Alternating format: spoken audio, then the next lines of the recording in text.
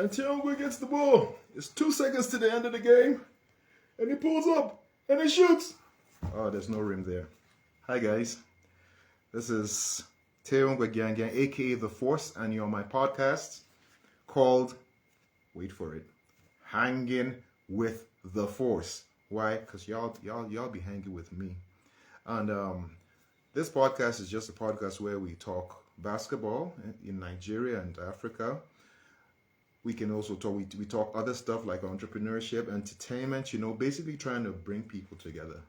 That's what this podcast is all about, and have people tell their stories, stories that a lot of us don't really get to hear.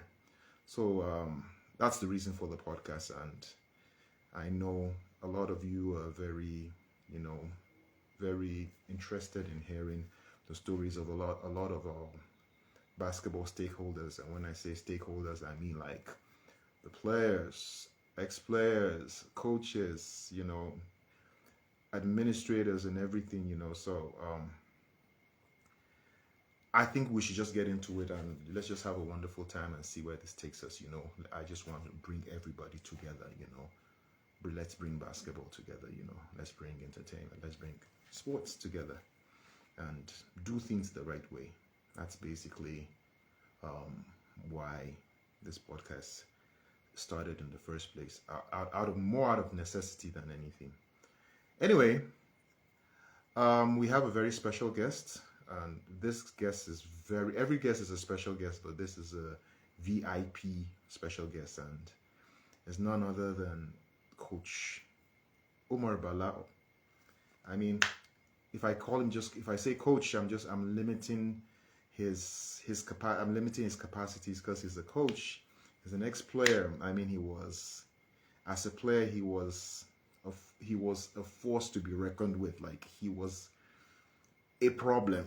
And as a coach, I mean, he is just one of the most knowledgeable people I know I've met in the game of basketball, and also like a very, very astute entrepreneur and businessman. So I don't know how he does all of this, So I'm just waiting for him. We'll get him online. We're just having a few network issues, but I think real soon, I think he's going to be available, So we're waiting for Coach Umar. All right, there he is. There he is. Yep.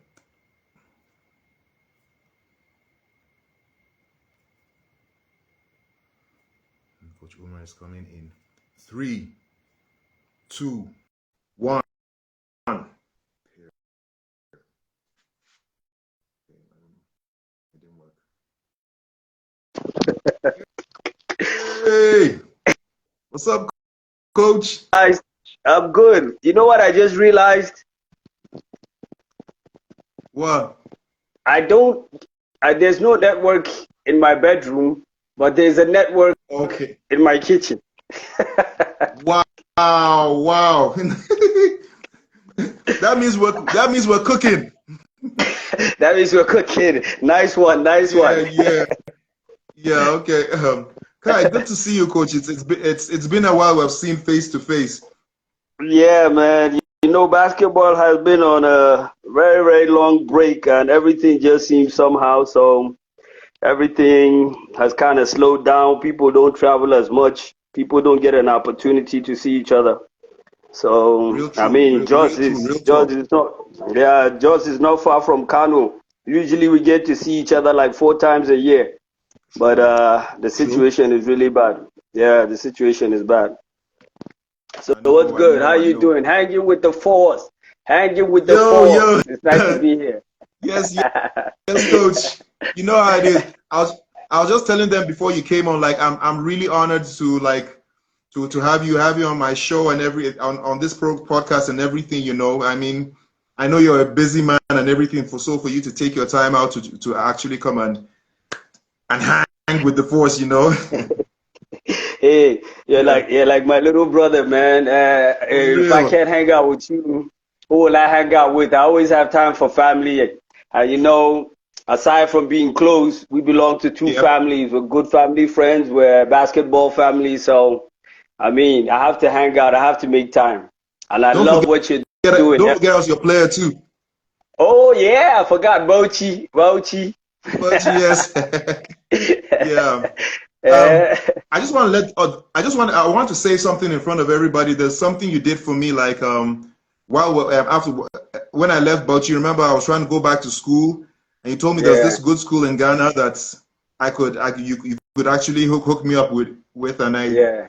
and you actually did. I got the admission and I graduated, and it was it was it was wonderful. So I want to thank you Come on, on man. international media. Come on, man. That's how we do. We family. You know, sometimes our life gets crazy and we don't get the opportunity to like talk to the people that we need to talk to True, and you know true. to tell them what we're going through or what's weighing us down. So I consider it a privilege and an honor that I had the opportunity for you to even open up and talk to me. And of course, you know I will do the best that I can to put you in line, make things easy because this is an everyday scenario in life. I went through similar situations. I had issues with school. I had issues with family. To balance out the two, it became difficult. At some point, I had to choose one over the other. But, you know, you go back, you find your path, and, you know, you solve it. You learn a lot. Like one of the things that I put all my players through now, not only you, I make sure that you don't waste time doing the wrong thing. Like I have a player who wrote jam like 7 times. That's crazy. Mm, mm, That's crazy. 7 times for what? crazy. Yeah, but because if you don't know better, if you don't know your way to go get an education, and education is an education no matter where you get it. You know, True. you can get an education without actually going to school. Some people that haven't gone to school are more educated than those people that have gone to school. So basically, in Nigeria, we value that piece of paper more than anything. So it's important you get it. You understand me? But I always tell my players, this is the easiest way to go. This is the easiest route to go. You know, and I have even like opportunities to go abroad. Some people take the long route. Some people struggle. I have contacts that you know makes it much easier. Stuff like that. You know. So I'm just glad that I had the opportunity to like talk to you and you know put you on the right path. Man, thank you so much. Thank you so much. You know, And I'm on the right path right now. yeah, we praise God. We Yeah. praise God. Yes. Uh, So while we're gonna have discussions like this in between, but while we do that, let's get into some questions, right? yeah. Yes, let's get into some questions. Okay, let's I have so many questions for you because you're a bundle of knowledge. So man, I had to write them down, man. So Yeah, we thank God. We thank God. all right. Early beginnings, like what got you into basketball? Like what got you into basketball? I know. Yeah, see, like I always tell my players this, I didn't choose basketball, basketball chose me. I didn't choose Mm, basketball, basketball chose me. Because growing up in the 70s, early 70s, as a kid, 5 years old, 75, 1975, barely 5 years old, I come from somewhat like a suburban area in Kano. We weren't like in the city, but we were not in mm, the village. So most of the time, what happens is that we get into this kind of free life. We were surrounded by we used to call them like forests or jungles, but they were not really. They were just like bushy areas, you know. But in our minds, we were yeah, yeah, in our minds we were so small. It yeah. looked like a jungle, and yeah, you actually you know you ran across things like you know like snakes, pythons, you Whoa, know. Yeah, so yeah. in a way it was like a jungle, but it was just an area that was very remote. There were streams, there were little like ponds and stuff like that. So in the 70s, it was all about adventure, going out. A lot of kids died, you know, trying to swim. A lot of kids got bitten by snakes, you know, stuff like that. And then we were into like athletics. We were into like track. I remember in the 70s, you still had the impact of the colonial masters. So every school had like, all these school games. We used to have these school Games games, into house inter-class, sports, yeah. yeah, inter-house sports. You run with the egg on a spoon. You run with the Yeah, sacre, yeah. things like that. So it was fun, and to excel in those things at that time, it was important because you instantly became popular. So I was good in track, I was good in high jump, I was good in long jump. There's a traditional sport we call langa. Nobody could push me down. The one you hold your leg and you hop on one leg and try to push Yeah, people down. yeah, yeah, yeah. To Yeah. make a long story short, my father was a diplomat. He worked with the government, so Okay. we traveled a lot. First, we were in Senegal. I played football. I was one of the best football players in Senegal. That was what was available to me. Then we got to the U.S. From Senegal, he was transferred to the U.S. When we got to the Okay. U.S., man, that was just something else. There was so many sports I didn't know: baseball, American football, Yeah. hockey. We had like 100 meters, 400 meters, 200 meters. I was a freak of nature. From my size and my age, I was stronger, I was faster than most of the kids. So naturally, I was on every team. So Hmm. my my my gym teacher, I'll never forget him, Mr. Simpson. He challenged Yeah. me and he said that basketball is the king of all sports because basketball involves so many things in terms of being an athlete. You have to run, you have to jump, you have to have coordination, you have to be flexible. He said all that stuff. And he just challenged me that he's not impressed until I do something in basketball. So the first time he took me to the basketball court, he said I should, try and make a basket. So, I bounced the ball with two hands and then he said, that's double dribble. I'm like, this game is stupid. This game is you stupid. know? Yeah, that's what I said. Uh, Then he showed me how to do a layup and I just did it. And he was like shocked. He said, wow. he said, I just showed you this thing. How did you do it? I said, I can see you. I copied you so I can do that. What's so hard in that? He said, yeah, it might not be hard for you, but it's hard for many people. Wow. So he said, can you be coming out for basketball class? I said, sure. I started coming out. I wasn't really interested for almost a year, but he was just impressed with what I could do. And don't forget, Yeah. we were in like grade school, so the rims were actually 9 feet tall. Whoa. Yeah, For and grade school. yeah, the rims were 9 feet tall, and I was like 10 years old, and I could touch the backboard. Whoa. So Whoa. At that was 10. also, yeah, he was impressed that I could touch the backboard because the backboards are about 8 feet, and I'm like 4'2", 4'1", Yeah. 3'11", that height. So he was impressed. I was small for my age. I'm still small, but I was much smaller then. So, Yeah. so basically, we took it. We became close. We always go and play together. Then the following year, I think that was the summer of '86. They had one tournament that featured all the best high school basketball players in New York, Yeah. and they had the nets. The rims in our school didn't have nets, so Yeah. they had the nets. So when I went to watch, he invited me to watch. When I went to watch, these guys were like on the layup line, like shooting shots, mid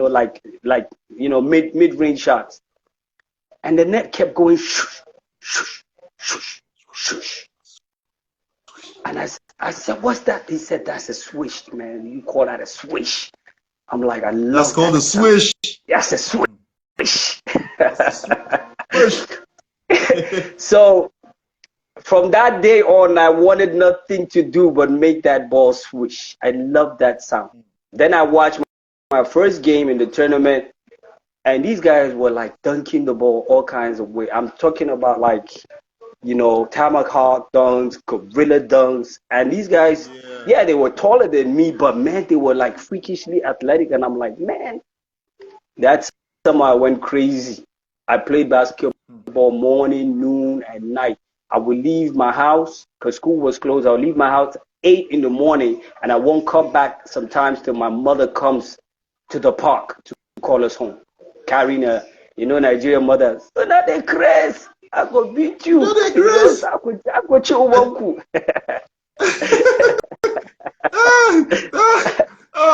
I think you guys transferred the genes to me too. Please continue. So just like my story. The next school year, that was 86. September, yeah, like late 85 September. That's when school resumes. So we get to school, and I couldn't wait because we have gym class on Tuesdays and Thursdays. So I couldn't wait for Tuesday to come. So when Tuesday came, after watching those guys in the summer, I had the in between, I had the behind the back, I had all that stuff, I had the, like reverse layups, up and all that stuff, Yeah. Yeah. So by the time I came, and in the 80s, the thing that used to trip everybody was the double pump. You go up, and then you come down and score double pump. And you say in your face, double pump on you, man. That's double pump on you, man. And I double pumped on you. So we come, and it's gym class, and he's like, yo, Umar, how was your summer? I'm like, coach, it was great, So he goes, so did you play any basketball? I'm like, yeah, a little, So it's like, so you think you could beat this guy? I'm like, nah, coach, I don't want to play these guys. I want to play you. And he's like, what? You want to play me? And I'm like, yeah. So he goes, okay. He gives me the ball, and he goes, beauty before age. I said, okay, cool. He gives me the ball. I kind of lean back, dribble, go side to side. I go between the legs, and he's like, oh, this boy's been practicing, I did a hezzy, and he reacted. I just went and laid it up and scored. And then all the kids were like, ooh, Mr. Simpson, Umar serving you. And yeah, he's got something, And I went like four straight baskets without him getting the ball. Then he said, okay, I'm going to D you up for real now. I see, I mean, you're not joking here. You're for real. So let me D you up, And, being an older guy, stronger and stuff like that, I was like 11 years old by then. He came, he won like 10-5, 10-6 there about. But after the game, he came and he's like, Umar, none of these kids in this school can touch you in basketball. He said, I've never seen this kind of thing. You learn how to play basketball over the summer? That's crazy. That's crazy. And he's like, yo, I got a 16-year-old son. He plays basketball. He's in high school. I want to bring him so you guys can play. I said, okay, fine. Poor kid. He brought the kid. We went to the park. We played 2-on-2. It was him and his dad, me and one other guy. He was defending me. The other guy was defending his dad. I was killing that kid, son. I was killing that 16-year-old. And man, God, he was pissed, but he was so impressed. He said, this kid has been playing basketball all his life. You beat him in just one summer. Wow. So from there, I never looked back. I started going up and down New York. I went to Rucker Park. I was in Brooklyn. I was in Queens. Went to the Rucker. Oh, yeah. I went to the Rucker in 86. The Rucker. The Rucker that man. Yeah, I know, man. I know. Yeah, so, we were just looking to see, like, the best ballers. We were looking to, like, pick up new tricks. We were looking, like, to compete. One time I played some kids out in the Bronx, and that's a very bad area. And I almost got stabbed because I was whooping the guy so much, Whoa. Yeah, the guy really got so, oh boy. Okay. That Yeah. network? Yeah. No, it's not network. Hold on. Okay. Can you see me? Yeah, Yeah, I it's can see you. I can see you okay. now. Can you Sorry, see it's me? my contraption. Yeah, I can see you clearly. I'm in the kitchen, so I gotta put like some lights for you to Okay. see me. There's no light in the kitchen. Yeah. All right. So, from there, we wanted to challenge everybody, but some people take it really like in New York, in some areas in New York, like Harlem, the Bronx, yeah, even Yeah. Queens, some parts of Queens. If you're if you beat someone on the basketball court, you could get killed for it. Yeah. You know. Mm. So from there, Oh, I never looked back, Tengwa. I kept playing. I kept playing. yeah. When I landed um, in Nigeria, the first thing I did was I started looking for a basketball court, and I went to the Kofa Nasara where Kano Pillars play, and they were training people like that team may so rest in peace. People like Yeah. Malone, they were training. I didn't care. I went like I'm like sub man. So Ah. luckily, luckily Luckily, the coach was an American, Coach Booney. I don't know if he's still around. I Okay. don't know if he's still alive, but I think he's still alive. He's a good friend of Coach OBJ. So Okay. Coach Booney saw the sneakers I had, and that year they had these sneakers called Nike Dunks, and that was the same year that the first Michael Jordans came out, and I had both. So Whoa. when he saw the sneakers, he went crazy. He just knew Wow. like this guy's not from here. So he told them He's that not from here. Yeah.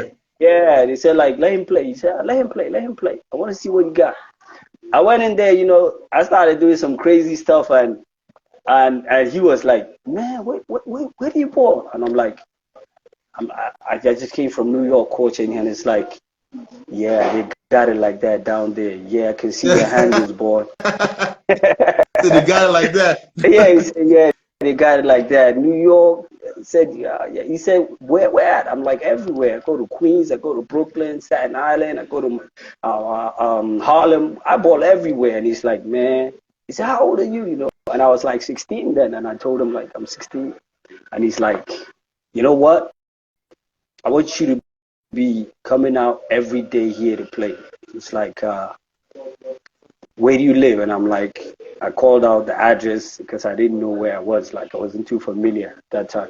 So he said, he's not too far from there. He'd take me home, drop me off at home, meet my folks, and tell them that he wants me to be coming out to play basketball. And that was it. The rest was just history. Then I was all over Nigeria, Zaria, Kaduna, Benue, Jigawa. I played everywhere. I played every level of basketball. I played Ugo, Udezi, there, we played in the Ugo there, Alpha Sports.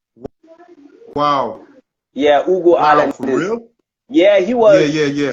he was in FGC Port Harcourt, Okay. and I was in FGC Kano, and our schools met in Jos in federal government college games. They used to play them every year. I don't know what has happened to that. Right. And if you ask him, he will tell you that at that point in his basketball career, when he saw me play, he thought he was watching Michael Jordan.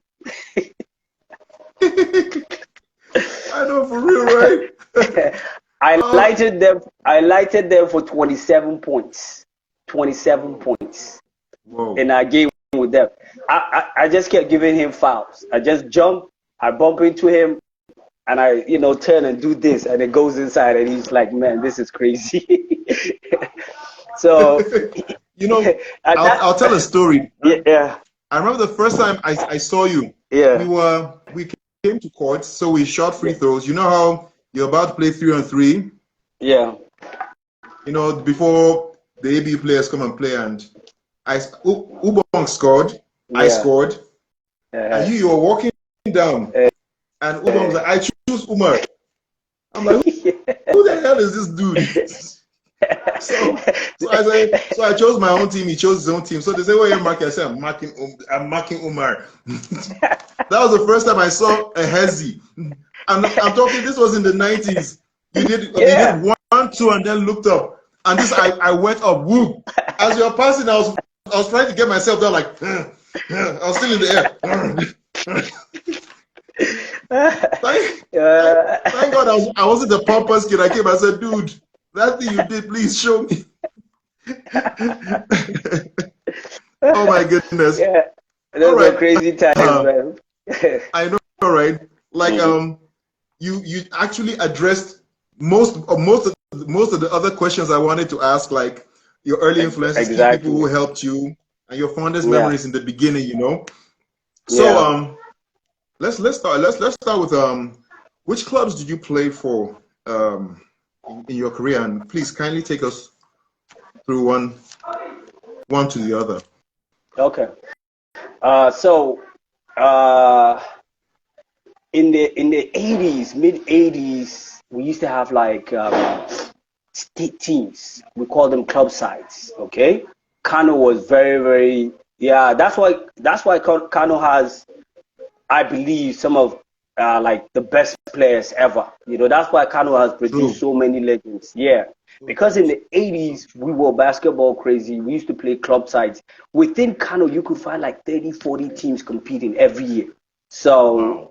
that's the first team I actually played for, a team called Land Gold Cardinals. Land Gold Cardinals. It Land Gold was it was started Cardinals. by Okay. yeah, it was started by a guy who's like, he's a crazy basketball fanatic. Unfortunately, he got tired of the system. He kept trying to like encourage kids with his own money, sponsor clubs, Mm, give us like allowances, buy shoes, do jerseys, buy mm, basketball. But after many years of doing the same thing and you're not getting ahead, you give up. The guy was, I mean, Abdul Sai, in my opinion, is one of the greatest basketball supporters in Kano. The government doesn't know this. Sports personalities don't know this. They saw the guy as a joke, but the guy loved basketball and he used this money to encourage basketball. There are so many people that guy has influenced and helped in basketball, but human beings, once they leave, they forget. they But I mean, I'm forget. close with him. Yeah, we're friends. I see him all the time. Sometimes I just go and see him and hang out, catch up on life, see how he's doing. Yeah. I mean, he's okay, he's doing well. He doesn't need anything from me. But I go there and let him know, like, if there's anything, you should let me know. That's the most I can do. So that was an eye opener. It gave us the opportunity to really learn a lot, make a lot of mistakes, not be afraid. That's Yeah. the key thing about basketball. You have to keep playing. You have to play through the levels till you get stronger. That really helps you. It helped me a lot. And then after that, Kano had two teams. There was Kano Pyramids and Kano Pillars. Kano Pyramids was the Yeah. feeder team to Kano Pillars. So if they see you and you're good in one of the, like the club sides, they invite you to Kano Pyramids. So that was easy. When you're good in Kano Pyramids, you eventually make Kano Pillars. So, Pillars. they called us, yeah, they called us around 88, 89. I was like 18 going on 19, so we were stronger there. And we used to give Kano Pillars, a run for their money, play. After Pyramids, I think in 1990, Yeah. there were like propositions that Kano Pillars should call us. By that time, like 20 years, I'm heading to my 20th birthday. So they were advising them, this guy is a good point guard. He handles the ball well. He's fast. He's athletic. He's smart. Let's bring him in and start like working on him. Some people were against it. They said I was too small. I could get hurt. I could get injured. So they didn't take me. So what I did was, Jigawa State was formed, I think, that 1990. So they formed the Yeah. team, and the guy who was made like the secretary of Basketball Association, he just came to me. He said, Omar, I want you to be like the co-captain of this team. There's a guy, he's your friend. You guys train together. So he's the captain. You're a captain, co-captains. come and play for Jigawa and then like help us recruit players. So we invited all our friends. Many of our friends that played Kano Pillars, that was their initiation. People like Abdul Hamid, people like OC Yeah. Serkinyanka, Jamilu Snake. A lot of guys started from Jigawa. So we used to play in the lower division. That time I think it was Division 2, yeah. Because even there was no Premier League, there was only Division 2, Division 1. If you are one, yes. if you're the last in Division 1, the last two teams were relegated to Division 2. If you're first to second, you're promoted to Division 1. So we never met Pillars because they were in Division 1, we were in Division 2. But the bulk of their players were either the same age as us, only bigger. So Okay. we met at festival qualifiers for I think Benway 92 or 93 or 91. I'm not sure. I can't remember. Yeah. So we met, and from the beginning of the game till the end of the game, Jigawa was leading Kano. And most of the players in Kano are players in Kano Pillars. Whereas we were just young kids, So everybody was like shocked. Everybody was mesmerized. They beat us with 1 point and it was a fluke. It was a fluke. Wow. And that sent a message all around northwest Nigeria.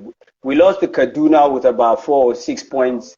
Kaduna had people like Scambo, people like Martins, people like yeah, they had all those guys. We played at the same. Monday Paul was also on the team, So they had Kaguru, they had so many of those old guys. There's Tony. What's his last name? The guy that's in Dubai right now.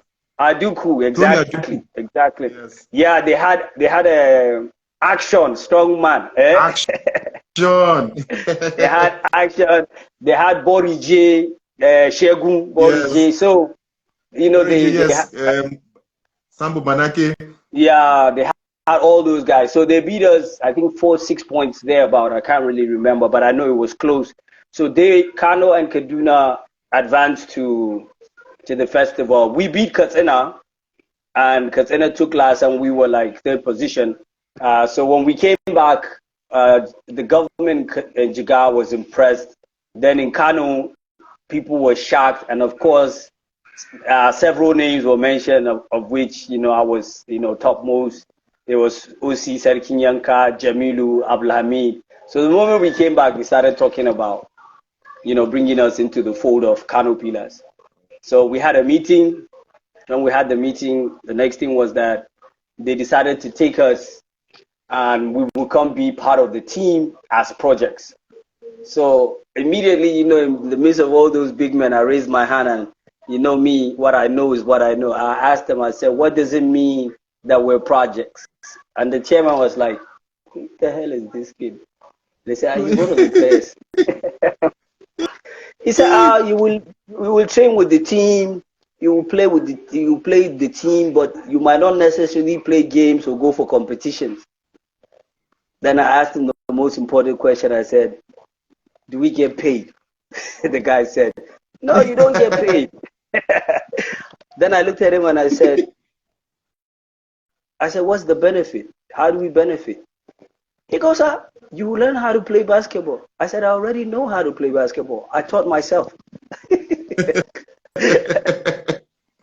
That guy was pissed off. When he pissed off, I looked at everybody that was there, all the big men with their agbadas and the barbaric guys and the caps. I said, excuse me, I'm not getting paid. I'm not going to play in any tournament or in any competition. I'm not going to get to travel with the team. I'm just going to be a training material for somebody to get better. I'm sorry, but I opt out. I don't want to be part of this team. I want to go somewhere where I can be useful. I just pulled out. I pulled out. I mean, I'm real. Ever since I was a kid, like I know what's up. I know what makes sense, what doesn't make sense. You know, I know what's good for me, what's Yeah. not good for me, and I'm not shy. I'm not shy to tell you what I think or what I feel. No. You know, so Yeah. I left. When I left, I got admission to ABU that same year. I came, Yeah. and the first week, OBJ wouldn't let me play because he said I was too small. Coach, if you're watching this, I made you eat your words. Ah. Uh, coach, coach had a rule that if you're under 6 feet tall, you can't play basketball. I'm the one who demystified that rule. I'm the one that broke that rule. So now he looks at skills and abilities. You know. uh, I, I, I think, Coach, you have something to say about it. When I got Bengal for like a month, and you know, I didn't go to AU because of the ballers. I went to ABU because of the academics. You know, so it was like it broke my heart for the first like month. I was thinking of like changing schools because I couldn't play. So that's why. So I went to the G's club and I started whooping everybody's butt. You know, just taking names every day. You know, doing crazy stuff every day. You know, so unfortunately,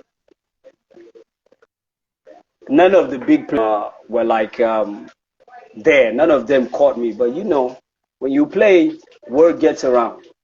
Word gets around. You know, so basically, all the G's club kept talking about me. They were like, man, there's this more guy, but man, that guy is like, he's crazy. Man. This guy does things that we've never. Agba heard about it, and Agba was on the team then, and Agba was like, come and check me out. So Agba came one, and I was just handling my Okay. business, killing everybody. Sorry, can Just you repeat the story? said, Because it's freezing a bit. Can you start again okay. from Akbar? Yeah. From the story of Akbar. Started talking about me a lot. They started talking about like my game. This kid is doing some things that they've never seen before. So Agba goes, let me come and see this guy because Agba was actually on the school team then. Agba came a year Yeah. before me. Agba is like 2 years, a year or two older than me, you know. So Agba was in the school before I got there. So he was already on the team. He was established, you know. Agba was the starting point guard for the ABU team at that time, you know. That was like 1991, you know. So when he came in the morning, he came to his club, used to always train in the morning, especially on weekends, you know. So I think it was on a Saturday he came and I was taking names, just handling everybody, the business, like team could beat my team out talking, you know. So Agua was like looking at, and then he set up a team and he came in and like he was like trying to defend me, but you know I was just giving him the big spade away, step backs, things he'd never seen before, you know. So they start talking, and then you know the game that morning went crazy. People, I mean, if there was like social media, then it would have hit like 10 million. It would have went viral, you know, because I was like doing Viral, crazy stuff. yeah. Yeah, so like he takes it back to the hostel and he's talking to Swade and he's like, man, oh boy, you have to come and see one small guy. He said, I've never seen anybody ball like this. This guy is like crazy, you know. And you know, I had hops now, so you know, like when we're warming up, you know, I'm dunking, I'm tossing the ball off the board, you know, and like Agba is like, I'm like, man, how can this guy do all? Who's this? So next thing, Swadi comes out. Swadi sets a team. He comes. He's trying to defend me, and I'm like giving him the business, and I'm just mid-range pull up, like double pump, you know, scoop shots, you know, finger rolls, like threes, long threes. The guy's like, he said, hey man, like, where are you from? And I said, I'm from Kano. He said, do you play for Kano Pillars? I said, no, they actually invited me, but like I didn't like want to be on the team because they wanted me to be a project.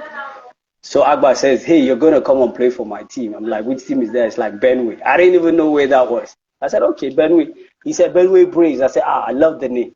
I love the name, Benway Braves. So when are you guys going to, he said, like, I was supposed to go to a competition like in a month. That's why he's like, why don't you come out and train in the evenings? And I told him, I said, I do come out to train, but coach wouldn't let me. So I said, don't worry, I'll talk to coach. So I did talk to coach and tells coach to come and watch me play. So coach says he's going to come and watch me play. That since Wadi has vouched for me, that he will let me run full court. But coach comes late. So when coach comes late, we're playing. Somebody shoots a shot, and it comes off the backboard. And at that time, coach is like just by his office. You know how he would stop and like gaze at the court to just see what's going on. Yeah, I remember that office. Man, I went for one rebound jam, man. I caught that ball like this, man. I spiked it so hard. It rattled on the rim and came out, and then I hung on the ring. And like the whole the school, the fans were just speechless. Everybody was like shocked. Then I come down and I'm like, ah! Next thing, they're trying to put the ball in. Coach comes in and he says, stop the game, stop the game. And he's like, who's that big man that just went for that rebound dunk? Swati went behind me and pulled me and put me in front of him. He's like, coach, this is the guy I'm telling you about. Coach said, what? What? Coach was like, you the one that just got up there? I said, yeah. And he was like, can you get up there again? I just jumped, caught the rim with two hands, and came down. And he came and he stood to me. He said, you're not even like 6 feet tall. I said, I'm like, coach, I'm like barely 5'9".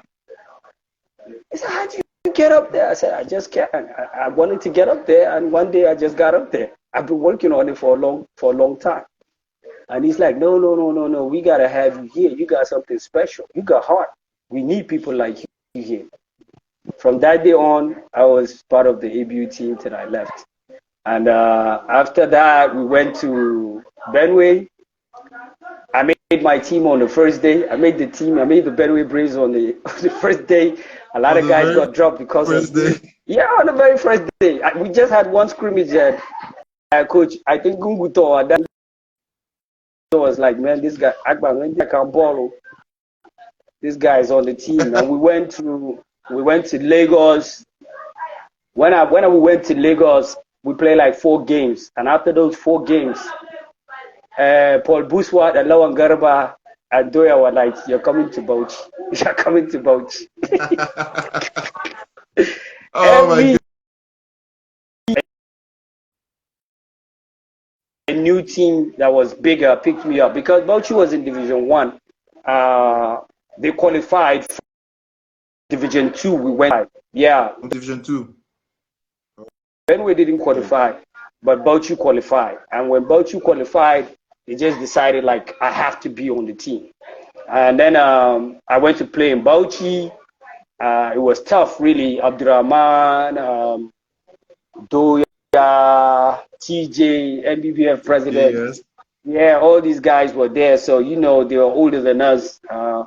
So they took most of the minutes. But where we had fun was whenever like we played outside. Jagu and I were some of the bench warmers then. I think Musa, I don't know if Musa was there that year or he left the year before to Plateau. Okay. I can't remember. Yeah, so from there, we came to play Kano Pillars in Kano. Okay. So I normally didn't get minutes. But that day, they had a talk with Paul Buswat, may his soul rest in peace, Allah and Garba. Allah said, hey, this guy is at home, you got to let him play. If not for anything, 1, he knows the players here. 2, it will be an opportunity like for him to show his people what he can do. They will be happy to see him on the floor, And I got on court, I did my thing. I was like a heap of trouble for Kano Pillars. Their best players and they couldn't score. And I was dishing, giving assists. I didn't score. I was giving assists and doing a whole bunch of stuff, rebounding, stuff like that, running fast breaks. And Kano just managed to beat Bauchi, something that had never happened. I had a connection with Lawan Garba and Abdurrahman. I was hitting them with all kinds of passes, and they were like knocking down shots. And I think the two of them had 25 points each, so the game was very difficult for Kano because I was setting them up perfectly, you know. So from there, after the game, the director of sports just caught me. I said, "You're not going back to Bauchi." After we went straight to my house that day. And that was where. Coincidentally, my mom was a senior in secondary school. So when she saw him, Ooh. she was like, yeah, that's why I told you basketball chose me. I didn't choose basketball. Yeah. And he's like, Wow. He's like, sis, so this is your son. She said, that's my first son. I didn't know he played basketball. I didn't know he was a good basketball player. My mom was like, my mom has never watched me play. My mom was like, he's the best. What are you talking about? He's the best. You know, mother. So he goes, with your permission, I want to give him a job tomorrow. The next day, I was still with Bauchi Nets when they offered me my job. I'm telling you. Wow. That morning, I went to the sports commission. They typed my offer letter right there and then. So when they typed the letter, I got the letter. The following month, my salary started running. When we went back to school at ABU, I had a salary running. I think I was making about $700 a month, which is like good money because my school fees were less than 500. You know? So you could afford to pay your own stuff, man. Yeah. From then on, I was on my own. Yeah. No, I was from then. I just told my folks I'm good. I told my folks I'm good. You know, so that's one of the things that basketball did for us. And when I got to Kano, I'm like, I'm at home because this is where I wanted to be. And I stayed 14 years with Kano Pillars, 14 seasons. You know, from that moment, you know, I went into coaching. Then I had like 2 comebacks. You know, I was like MJ. I did 2 comebacks. Yeah. You know, come back like Jordan wearing the 4-5. So I played for Tabgun. I played for Tabgun in 2 games, just to prove to the generation of basketball players. Oops. I think we lost Coach Umar there. Whoa. Sorry. I think we lost Coach Umar there. Let me see if I can. Wow. Okay. Accept.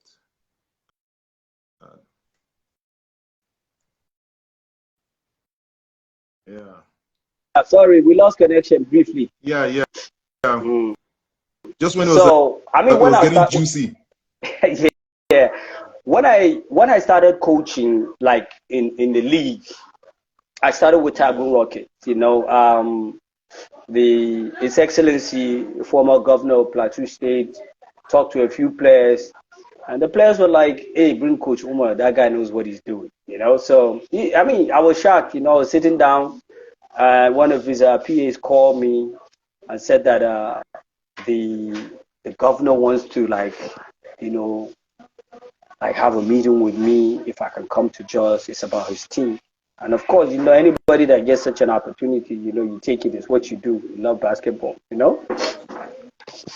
So the day that I was supposed to meet with him, I went to Plateau. They said when I got there, they told me that, you know, he had some impromptu engagement, so he couldn't be there. His son was supposed to be there, but he was coming in from Abuja and was running late. And I had told him that I don't want to stay the night. I want to just go into Jos, have a meeting, and then come back to Kano. So I had a meeting with his PA, and then his PA said, you know, he heard about me, he was impressed. Then from there, you know, like they said, like, we'll iron out all the other issues on the phone and everything. I said, okay, no problem. They just said, "Oh, welcome aboard. Glad to have you." I said, "Thanks. It's an honor. It's a privilege." Later we spoke with him. Then we spoke with his son. His son was the team manager, Naija Tabgun. Good guy. Good brother. Very, very, basketball head. Loves basketball. We had a lot of fun. But I noticed like the generation of players that came, like almost 2 generations behind us. Because some of those kids are still in their 30s. We're in our 50s. The generation is like 10 years. You guys were like a generation behind us. So like you guys are 10 years behind us. Yeah. You guys you inherited that competitive gene, no excuses, and I'm talking to like players. I'm talking to players and I'm telling them what it takes to be at that level. And one player is telling me, Coach,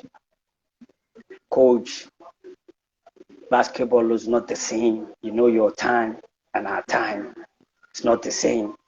Coach, you can't dominate in this era. I'm like, what? Coach, I don't even know if you can really play in this era. I'm like, what?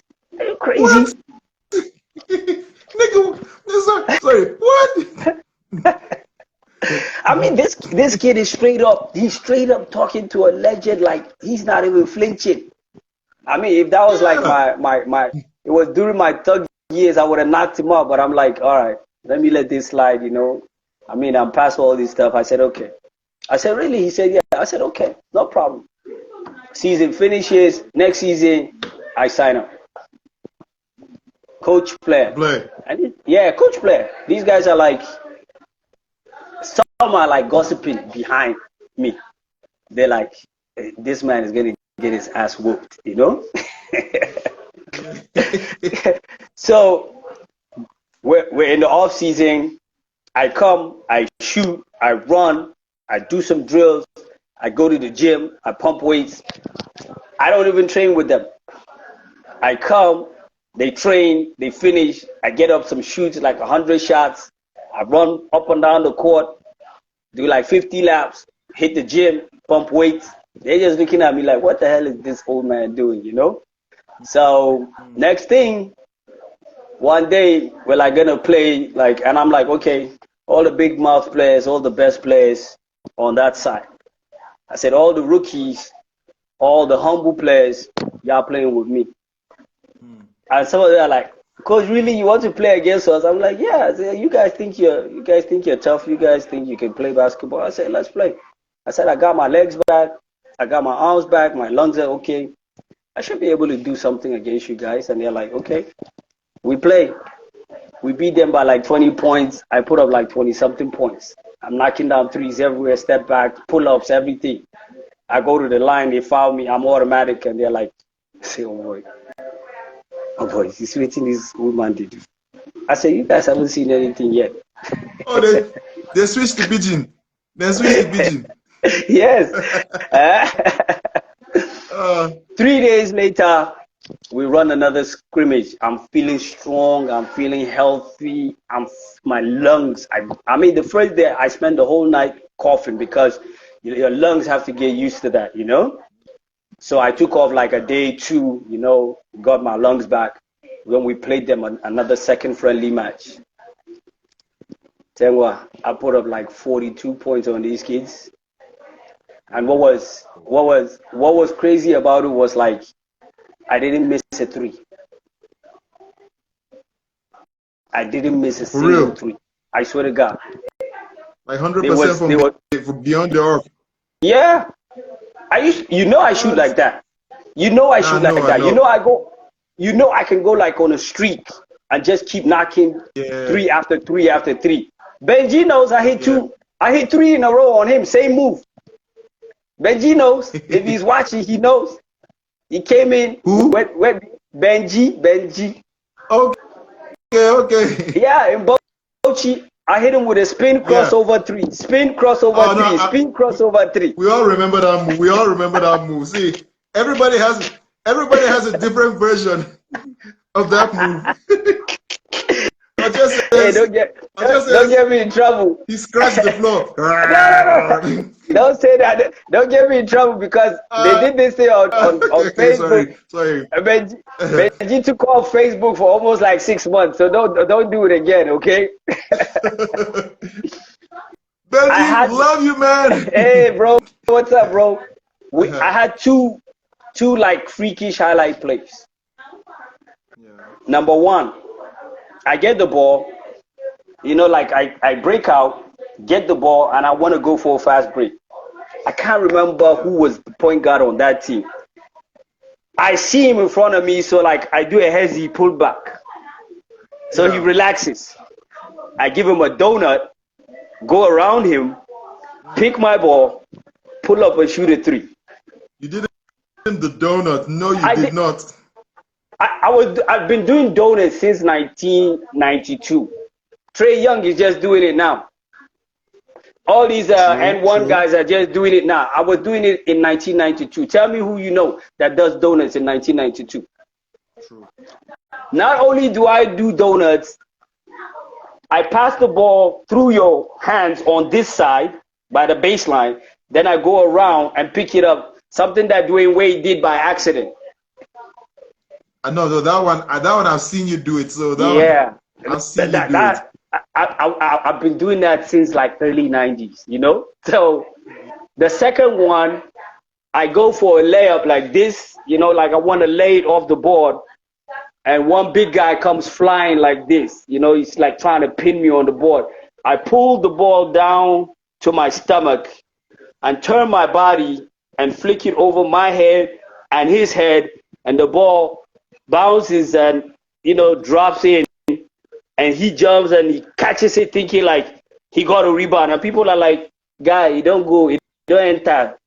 Basketball mode, they go. Yeah, yes, it's done, man. It's done. Just take a break. So, oh my goodness. We played 2 games. See. Yeah, go ahead. I'm listening. Yeah. Man, I mean, I think you've covered like okay, you've covered the best, the worst. You've covered your experiences, challenges, like at least during when you started. Yeah. So let's just go to some hard talk right now. Okay, cool. So based on my knowledge of you, yeah, like everybody already knows, and your career, you've had extensive playing and coaching. You have had an extensive playing and coaching career. Yeah. I also know you've worked in various organizations in various capacities, and this actually fascinates me. So please, can you shed some light on these aspects of your experiences? I'm sure people really want to know. Yeah. So like aside from playing, like I told you, basically my basketball career started in New York. Playing in grade school, middle school, and then I came down to Nigeria, of course, and went through all the teams and stuff like that. Got into coaching, but I actually worked with FIBA Africa before I got into coaching as a statistician. Yeah, from 2007 when I retired from Pillars till 2014, I was working with FIBA. In fact, I was working with FIBA and then the NBBF as a supervisor of statistics for the NBBF. And then I was coaching. I was doing all three at the same time. Then, of course, there were the years where we did Basketball for Peace. Yeah. Basketball for Peace, yeah. Then, I had a stint coaching in Benin Republic 2 times. Yeah. I won a championship with the male team in Renaissance. They hadn't won a title in 18 years till I came. I gave it to them. Then left. Wow. Then came back 2 years later and won and coached the team that I beat in the finals, and then beat everybody again, and then left again. So wow. I had tons and tons of programs, projects that I did. Even in Benin Republic, I did a camp you know, like a skills camp for kids, you know, for young players and for players that were Yeah. like an elite camp, you know, trying to get them. So, you know, I've had all these like lots and lots of experiences working with different organizations, especially related to youth and sports. So Mm. I didn't choose these, I didn't plan this. But what I believe is that like life is taking me through some process, and what sticks out the most in my mind is a profound speech by this guy who the founder of Apple, Steve Jobs, right? Okay. When he was alive, the late great Steve Jobs. Yeah. And what he said was very profound and very, very true. He said, "You don't build the future by trying to look forward and ahead. Sorry, You can you say build that the future. again? You don't build the future Mm-hmm. by looking forward and looking ahead, like try to see into the future. Yes, yes. You build the future by looking backwards." Yes. I think I heard that speech. Yeah. So in that speech, Mm. he's talking about how he revolutionized computers and revolutionized like technology, gadgets, and stuff like that. You know, he was the guy who actually invented fonts. Yeah. Yeah, Yeah, he took a calligraphy calligraphy class. class. Yes, and Yeah, he and then didn't he even know start. why he was taking it. Yeah, he didn't know why he was taking it. So it's the same thing with me. Like I've done all these things in basketball, and every time something doesn't add up. Like I'll give you my greatest disappointment. My greatest disappointment in basketball was like the day that FIBA called me. You know, I was part of the first set of. I was actually the first person to do statistics, computer statistics in Nigeria. Okay. Yeah, we were a set of group I of didn't I people. didn't know that. Yeah, like I told you, you know, this thing just chose me. You know, I was still a player when I did stats. Everybody knew, like some of the officials knew I had a degree in computer science. So when the opportunity came to do a 2003 this one African Club Championship, the 19th one. So the The one FIBA that they played insisted, Abuja? yeah, in Abuja.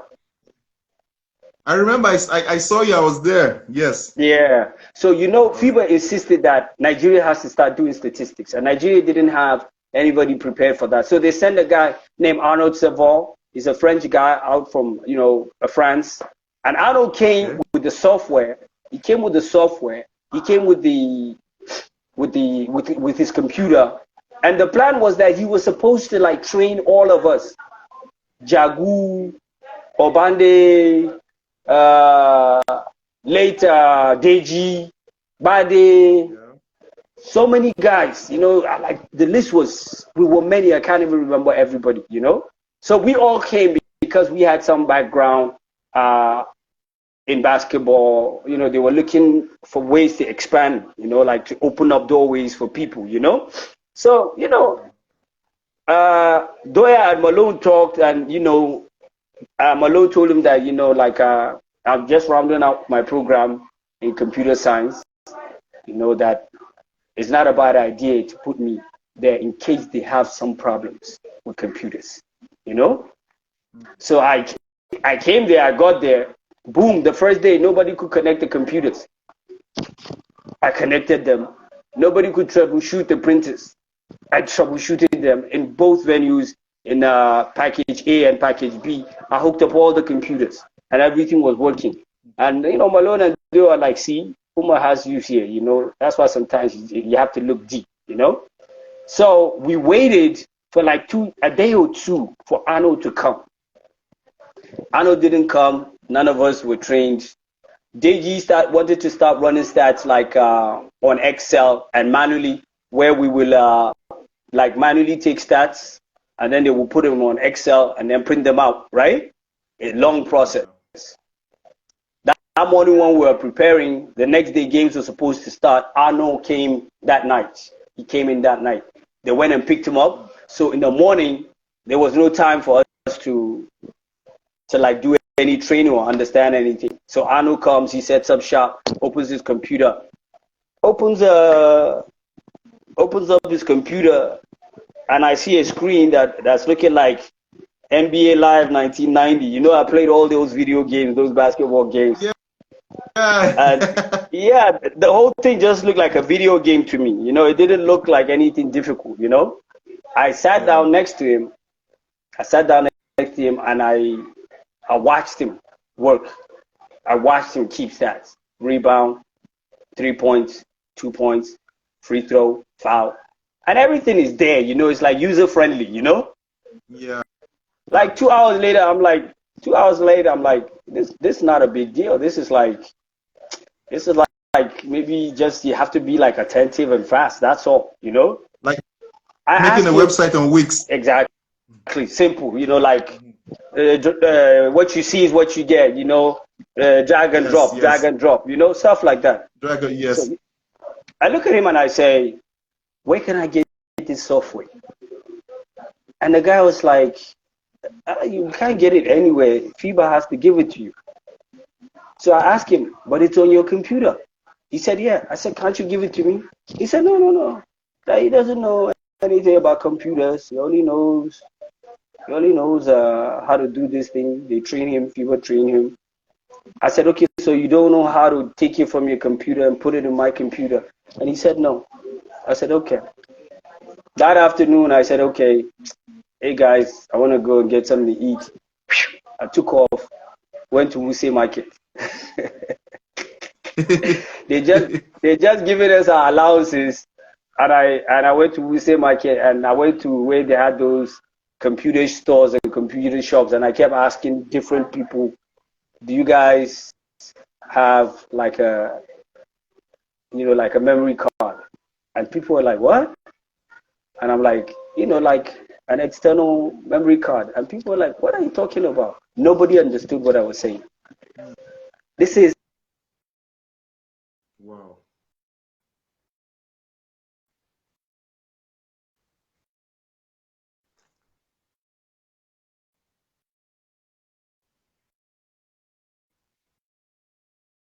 Sorry, I think you froze a bit. Okay, what did you get last? Okay. From the trying to get a memory card. Yeah.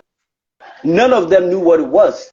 All those Igbo guys that sell computer accessories, they didn't know. So, you know, I was about to give up, then I was walking, and then I saw a real big shop, and I'm like, these guys gotta have it. So I went there and I'm like, yeah, I said, do you have a memory card? The guy's like, memory card. You mean like that internal? I said, no, not internal. I said a removable that you can copy stuff from a computer and transfer it to another computer. He said, we have a Bluetooth. And I'm like, Bluetooth? I said, bring it, let me see it. So he brings it, and I look at it. You know, it looked like this one, but it had like a little antenna. You know? So I wasn't sure. I said, do you have anything that looks like this with the mouth like? He said, yeah, we have. They call it a pen disc, I think, that time. You know, like a pen disc or something like that. Yeah.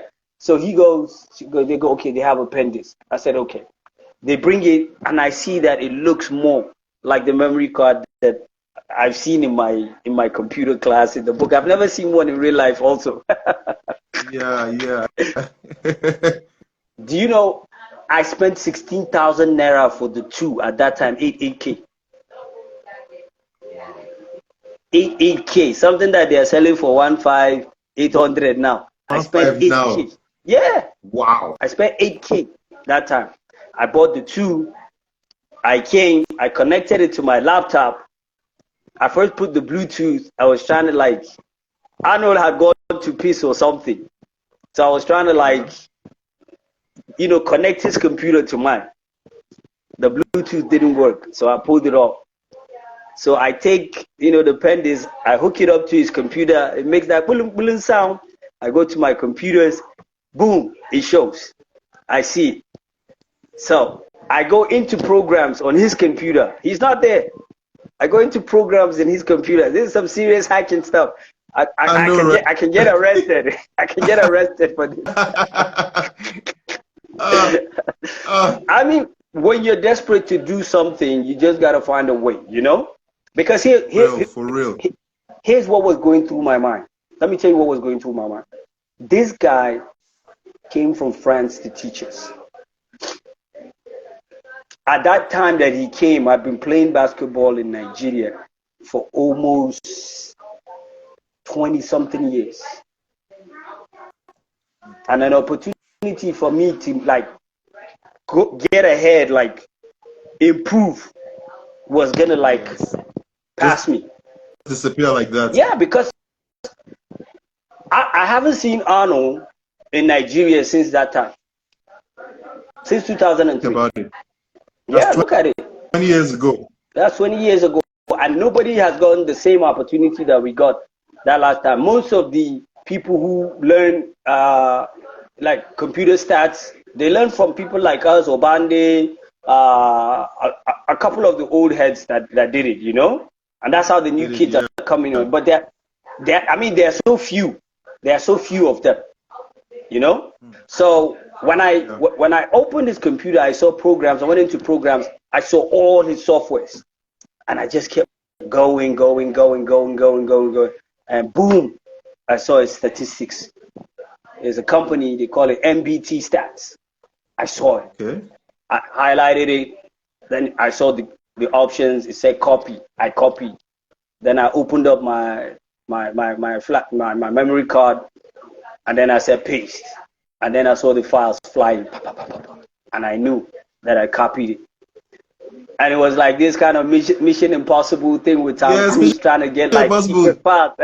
I saw Arnold coming, then people were like stopping him, and it was like, you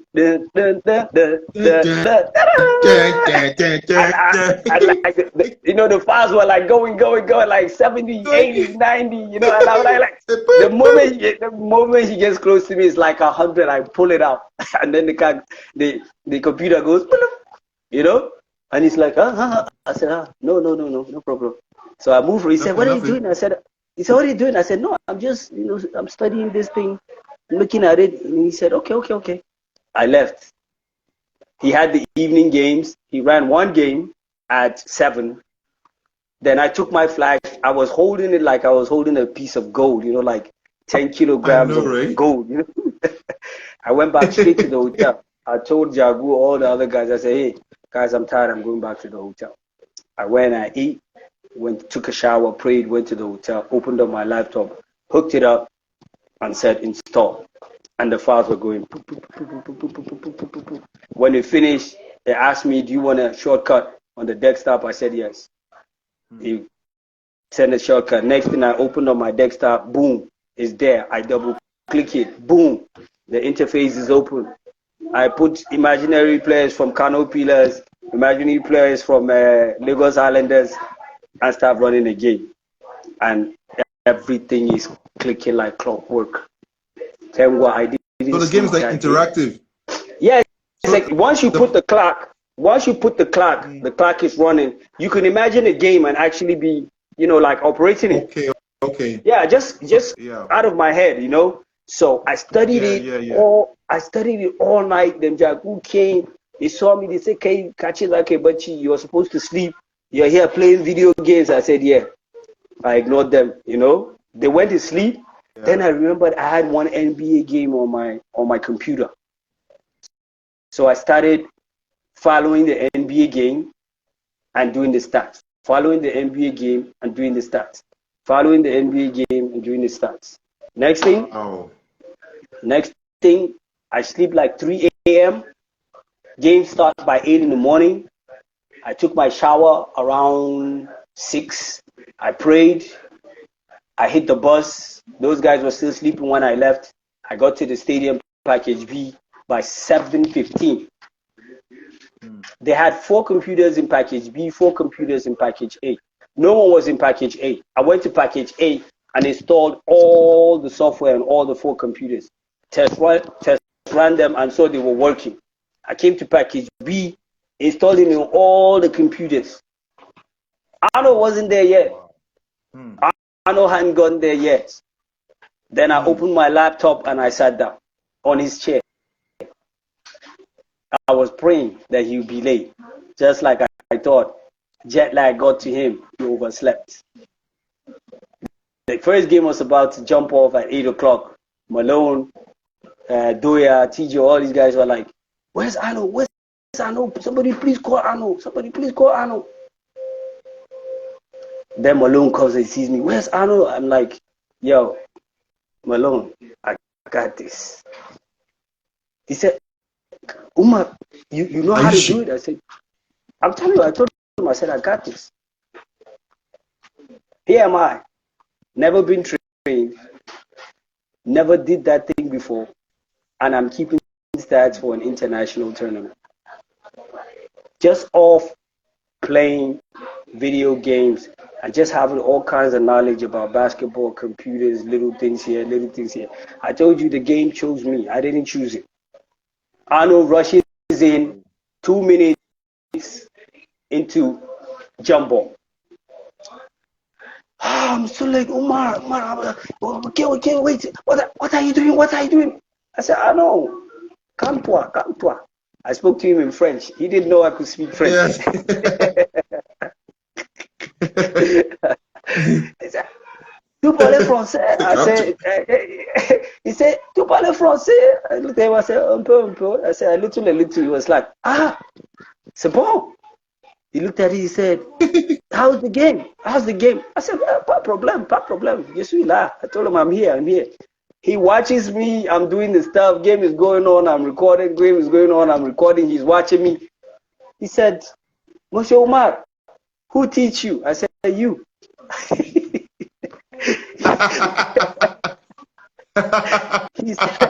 He said, no, I don't teach you. I said, I sat down, I watched you. You're teaching me. He said, you just sit down, you watch me, and now you know how to do it. I said, yes. He said, bravo. I'm going to go get some beer. Bravo. So, I have these funny stories of things like, great things that have happened in the game and how I discovered some aspect, of my basketball life. Yeah, so. But I'm seeing a pattern. Yeah. I see that. I see you have a gift for figuring things out. Yeah. Which is kind of like it's kind of like the way I learned basketball, because if you guys remember, I learned watching you guys. Yeah. And it's very rare you guys actually came out, and maybe you come out hardly, maybe 2 minutes. Once in a while. Yeah. Or hardly, you understand? Yeah. I used to sit down around you guys, and you guys, I was always hanging around you guys. Very annoying, like a gnat. So I'll hear you guys gisting. You guys will be gisting, man. Did you see this move? Blah blah. And you carry the ball and say, okay, like this move like that. So I'm just there. I've caught it. Like, so I remember one time when you guys came to Boko. That time you came I remember with that. Giovanni, with the Ubong. Swade came later. Yeah. And Swade was showing you guys that this in and out. In and out. That time it wasn't. So I just picked it. I just picked it. By the time I came back, I was doing it to my mates. They were like, who?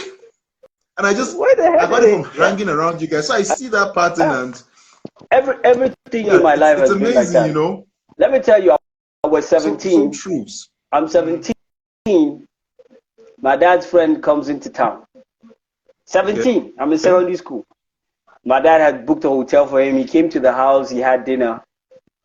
When he had dinner, my dad goes, Omar, do you know this hotel? I'm like, yes. And then my dad is like, okay, drive with him, take him to the hotel, and take a bike and come back home. I said, okay, fine. So we go in his car, and I'm like, okay, I'll go. He said, I should take you to this hotel. You don't know where it is, so let me show you, and then I'll come back home. And he's like, how are you coming back home? And I said, I'm going to take a bike. He's giving me money. He said, no. He said, you know how to drive now? I said, yeah. I've never driven a car before. Before that time, I've never driven a car. I've never ever held the steering before that time. Yeah. That's how bold I am. He said, "You know how to drive?" I said, "Yeah, it's easy." I said, "It's easy." Then he goes, "Okay, I'm tired from driving all the way from Sokoto. So since you know the hotel, you know the way, drive me, drop me off, take the car, come back home, and come and pick me in the morning for breakfast." I'm like, "Okay, fine." Sorry. I don't want to see what. in my mind, I'm like, "Oh, I'm gonna kill this dumb guy." I'm good. I said, "I'm either gonna drive well or I'm gonna kill somebody today." So, but of course, I've watched my dad drive 1,000 times, and I've rehearsed it Okay. 1,000 times. I've In watched your my mind. uncles drive car. Yeah, in my mind, everything starts from the mind. If your mind can see it, you can achieve it. See, we're going to finish with that. Please hold that thought about the Okay. mind, because Yeah. because Yeah. people are so into processes that they don't even Yeah. know what, The they don't consider what mind. actually Yeah. controls the processes. Yeah. Yeah. Continue, Yeah. please. Yeah. So, I go in, like I'm rehearsing in my head. Like, okay, sit down, hold the steering, put the key. And this guy is watching me like do some funny stuff, like I'm on a hip hop video or something. He Yeah. doesn't know like I'm playing. Yeah, I'm playing everything in my head, and I'm like like handbrake. This is gear one. This is gear two. This is gear three. This is gear four. This is reverse. So no need to reverse. We're going forward. I put it in and then goes off because it's like manual, it's not auto, so it's much harder. So he's like, what is it? And I looked at him, I said, sorry, uncle, I haven't driven in quite some time, so this car is quite strong, like not like my mom's. And he's like, oh, okay. So I put it in two so that it doesn't jump out like that. So I go out like slowly, and the car is like, woo, but it's moving. And I'm like, okay, we got something here. It's moving. And he's like, why are you moving in gear two now, Umar? I said, no, don't worry. Calm down, calm down. So I get on the road, easy. Handling the steering is like dribbling a basketball. It's control, you know? Then I'm pressing it in two. Two is picking up. Next thing is powerful enough. I pop it into three. The car speeds off. I pop it into four. And I'm like, woo. And all I'm saying is like, this is my side. That's the oncoming traffic side. Stay on your side, balance the car. And then I get to the first turn and I'm like, okay, Dad always puts trafficator when he's going left, trafficator when he's going right. Oh man, I hit the main road. I floored that car. I was like doing 140. The guy was like, hey, Umar, you're a daredevil. Slow down, slow down. I go into the roundabout. I negotiate a turn in the roundabout. The car was like, ooh, ooh, ooh, and the guy's like, Umar, slow down. You're getting too excited. Then I chilled and I slowed down. I took him to his hotel in one piece, dropped him off, reversed the car, went out, no hitches. Then when I hit the road, I said, it's time to pick up the homies. Say, I you gotta said, pick up when the I hit the homies. road, it's time to pick up the homies. Pick up my homies.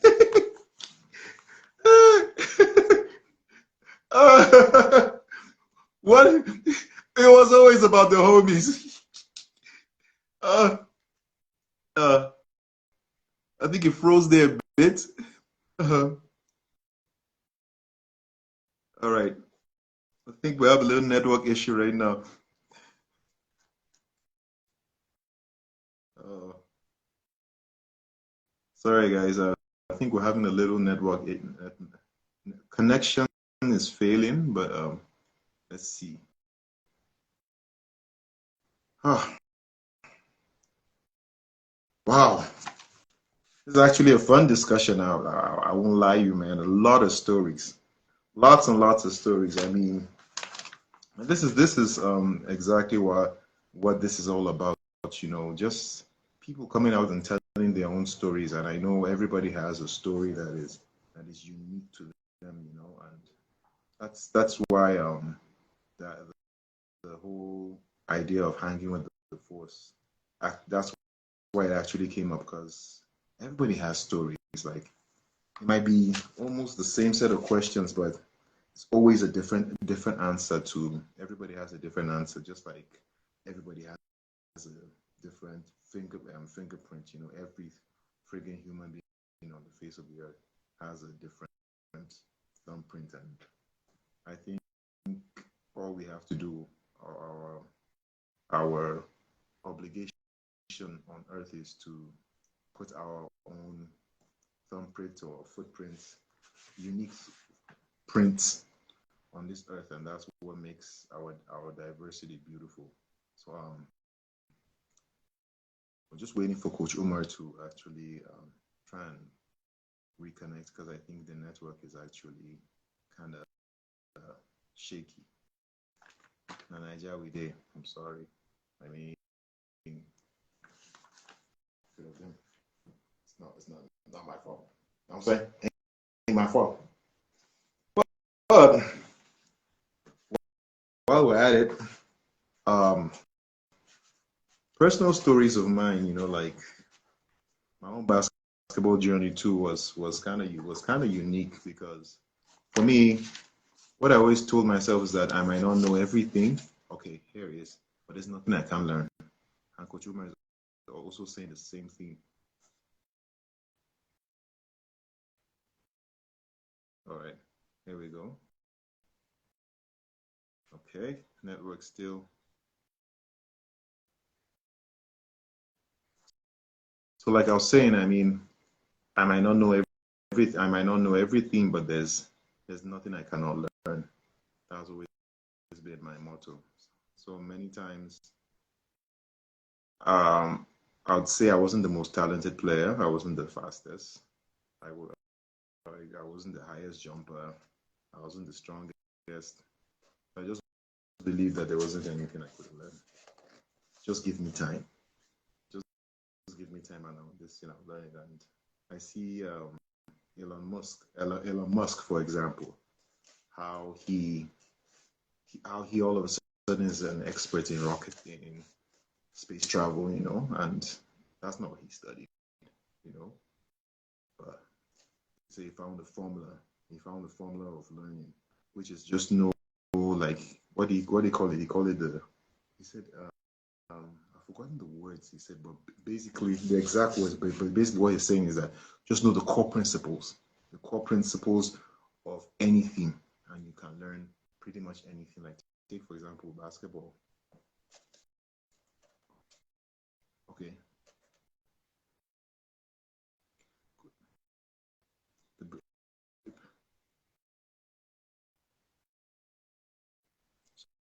sorry, I'm messaging.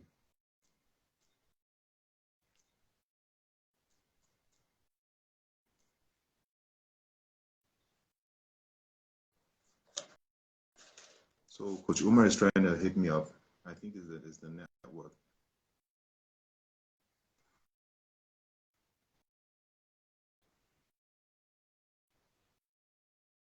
So like I was saying, just learning the core principles of of probably anything. Like take for example in basketball, if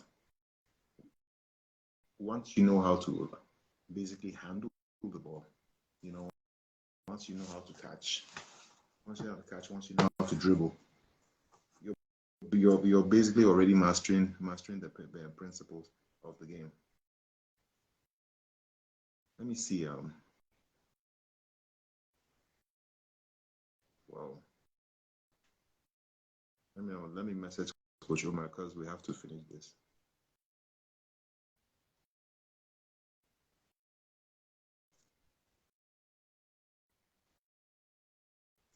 Okay.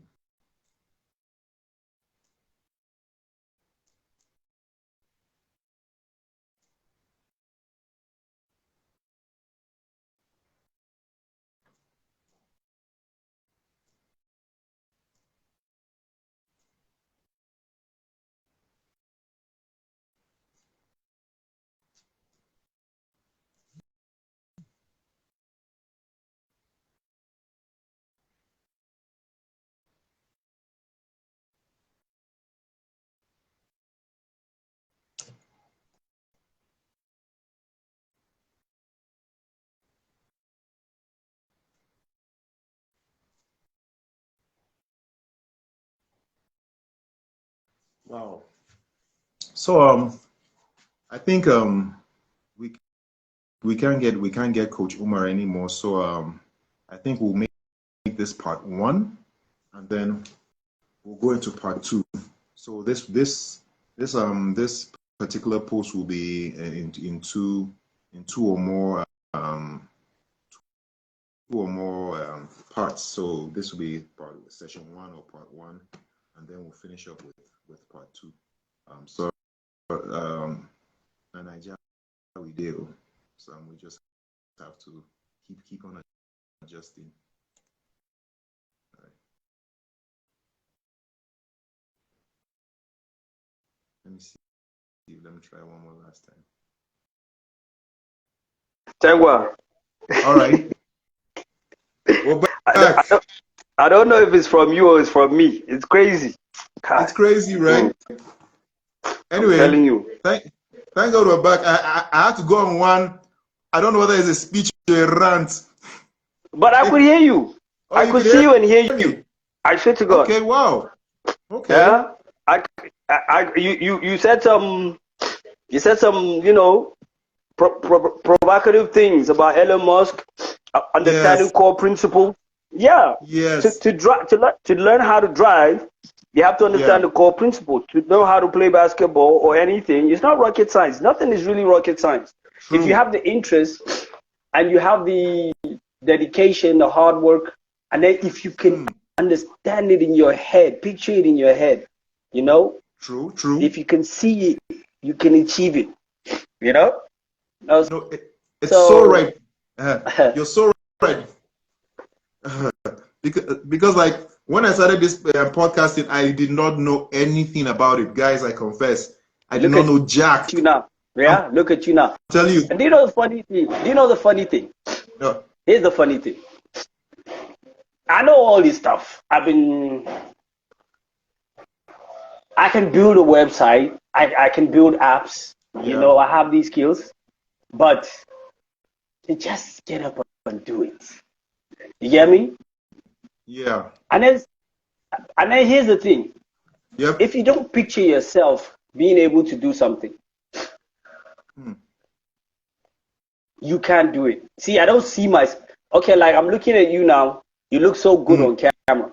Whoa. Hey, you got your, Thank you. peach bud, Yeah. You look like a host, but Thank when you. I see myself on camera, I don't see myself like talking to people. I can like talk to people like, but I can't see myself like interviewing people. I feel I might come off as too serious or too dull. I don't know why, but that's just how I think, I know. But come on. You're more charismatic than you give yourself credit for. Thanks a lot. Yeah. So where were we? Are we continuing? Yeah. Let's continue. I mean, come on. We're having a great time. I mean, right now, Absolutely. these questions should even go out the window. But anyway, Absolutely, yeah. you were talking about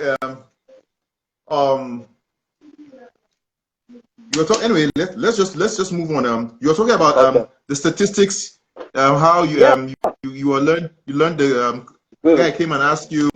Yeah, you learned from watching me. Yeah, from that point on, I ran the whole tournament. Wow.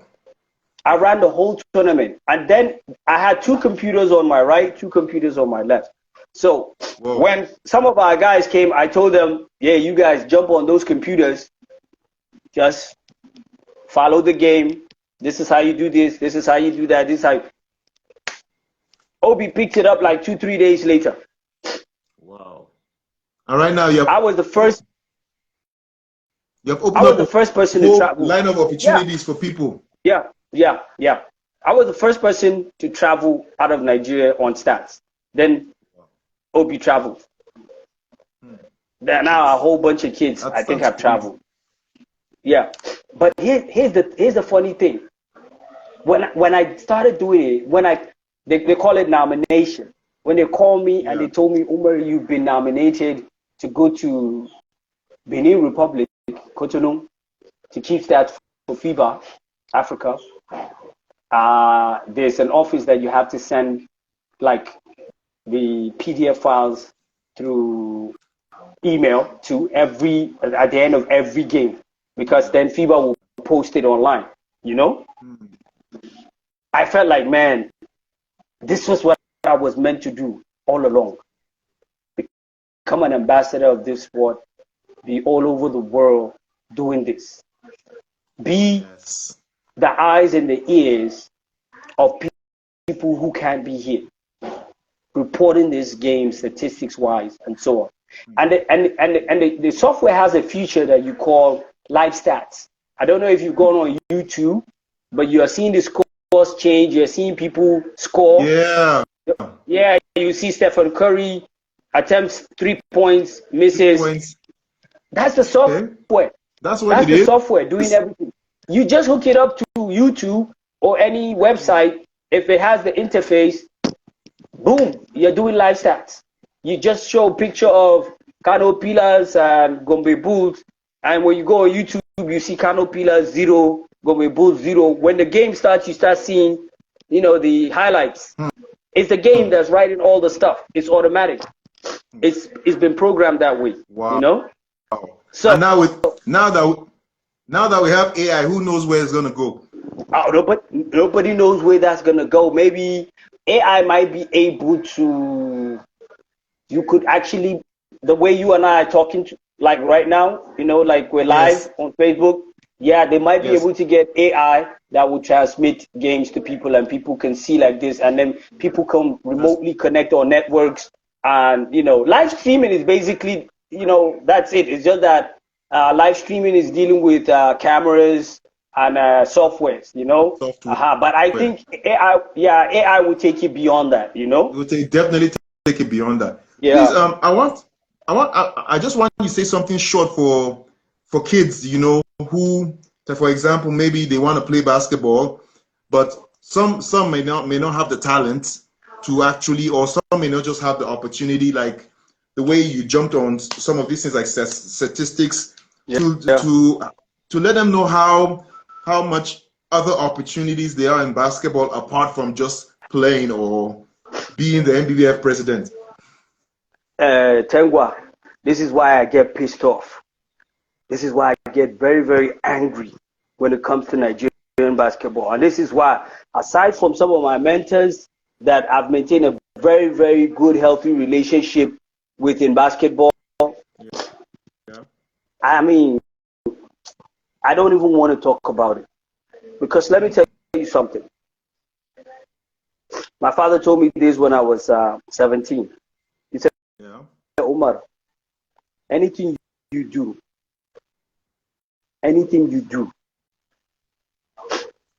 after your formative years, anything that you do after your formative years, and arguably the formative years are like from when you're a kid to like you're about 15, 16.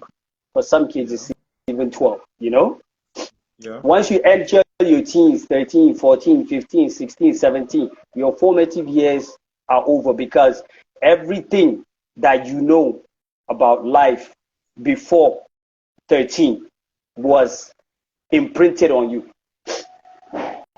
The moment you become 13, other external influences start to come.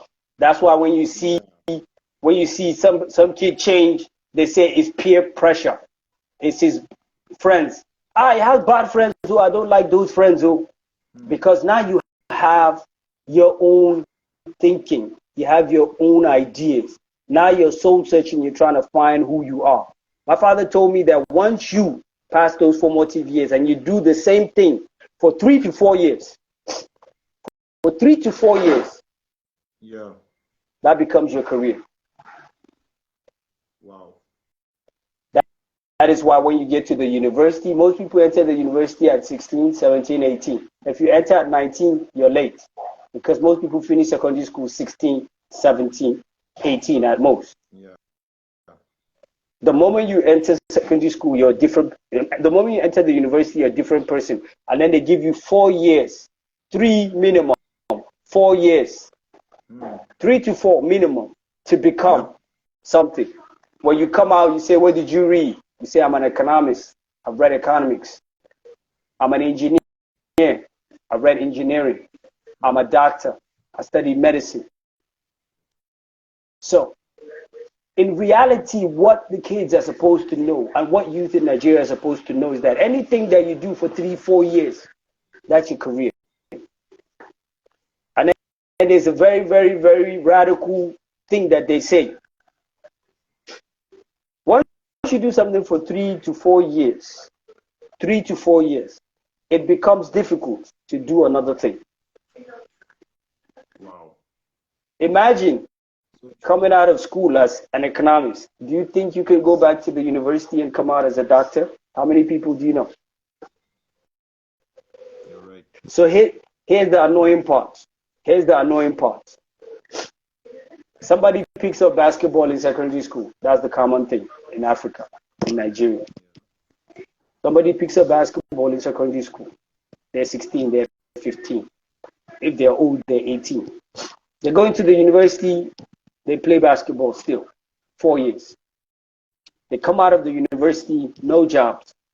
They start playing basketball while they're in the university. They're signed by Bauchinas, they're signed by Yenwa Hawks. 10 years down the line, they finish university, all they do is play basketball. They've been playing basketball for 10 years. Then basketball administrators and sports administrators, then policy makers tell you, you can't rely on basketball alone. That's the hard truth. They expect you've been doing the same thing for over 10 years of your life, but they expect you to develop other skills. It's an unfortunate fact that you do have to. If you want to survive, you do have to. Yeah. A lot of people don't know. A lot of people don't know that I'm a carpenter by choice. I'm an engineer by choice. I'm an architect by choice. I'm a welder and fabricator by choice. I'm a teacher by choice. I create my own streams of revenue. I create my own, like hustles based on skill sets that interest me. And then I go on to further develop them and see how I can monetize them. But you see, if I had my choice, all I do is just do basketball.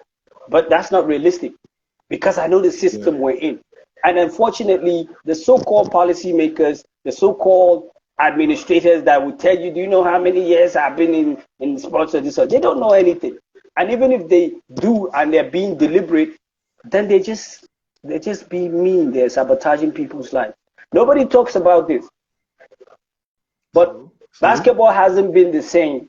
Basketball hasn't changed. It's been the same over the last 30, 40 years. Tell me what's different. Tell me what's different.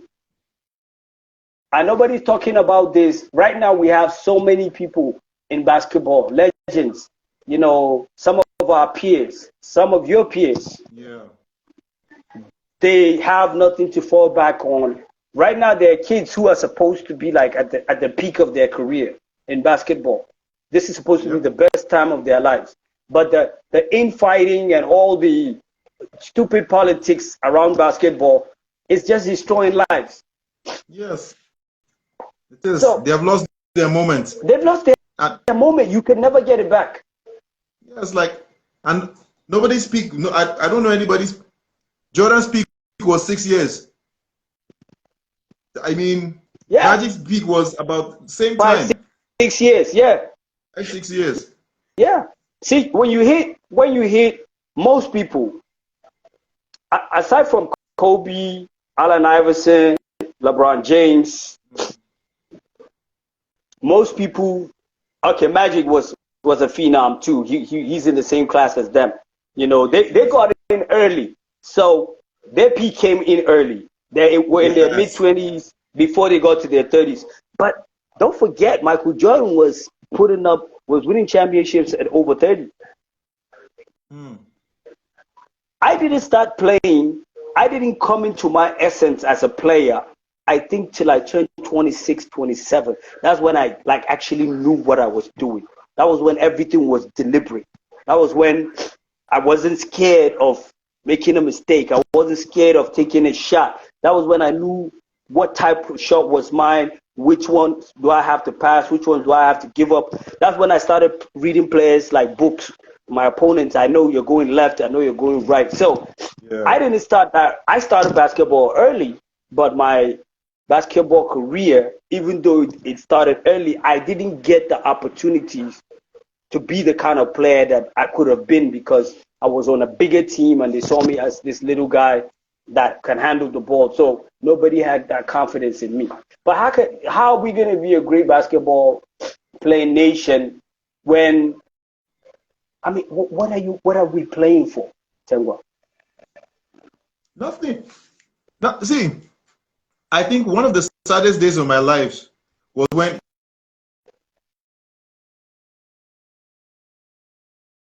I with Union Bank. We went and we played Continental. And after I sat down, I remember being so sad. So I was like, this is it. So next year I'm going to come out and come for this again. Yeah. Then go back and come back for this again. Yes. Oh no. There's no they didn't even have our tapes. Yeah. So the only reason why you go to school is to get a job. True. Why do you need to get a job? You need to get paid. Why do you need to get paid? You need to be independent to take care of yourself, your loved ones, your dependents, your family. Why do you play basketball? Same thing. Why do you dance? Why do you play the piano? Why does Davido sing? Same thing. Same thing. Why does somebody enter a rocket ship and fly to the moon? Same thing. The unfortunate thing here is that we've just been playing.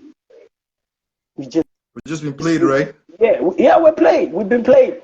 And even the people who played us don't know that they're playing us. A lot of them don't know that they're playing us. They're just acting out of like their sheer impulse for greed and survival. Yeah, I mean, I'm here. I have the opportunity. Look at all this. I'm calling the shots. Look at all this opportunity. I'm going to be in China tomorrow. I'm going to be here. Oh, this is the life, I'm going to maximize every opportunity. They don't even know many of them don't even know the damage that they cause in other people's lives. So let me give you like a perspective. One time we went for a festival and I realized that was the years we were playing the Premier League. 7-Up Premier League.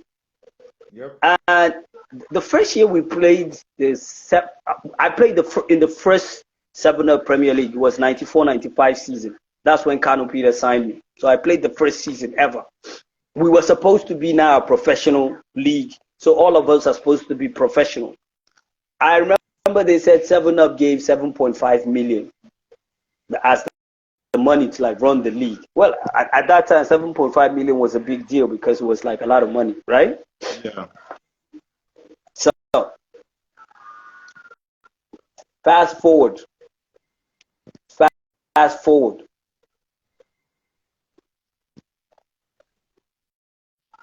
I realized that none of this 7.5 million actually comes to me. None of it comes to me.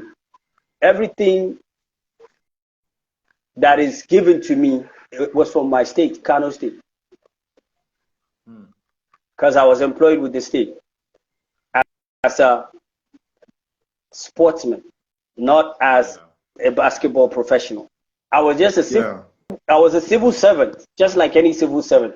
I was no different from those guys who sweep the gym or mop the gym. We're all civil servants. That's all it is. Wow. Then I realized we went for the festival and I heard that Kano State got 17 million to execute the festival.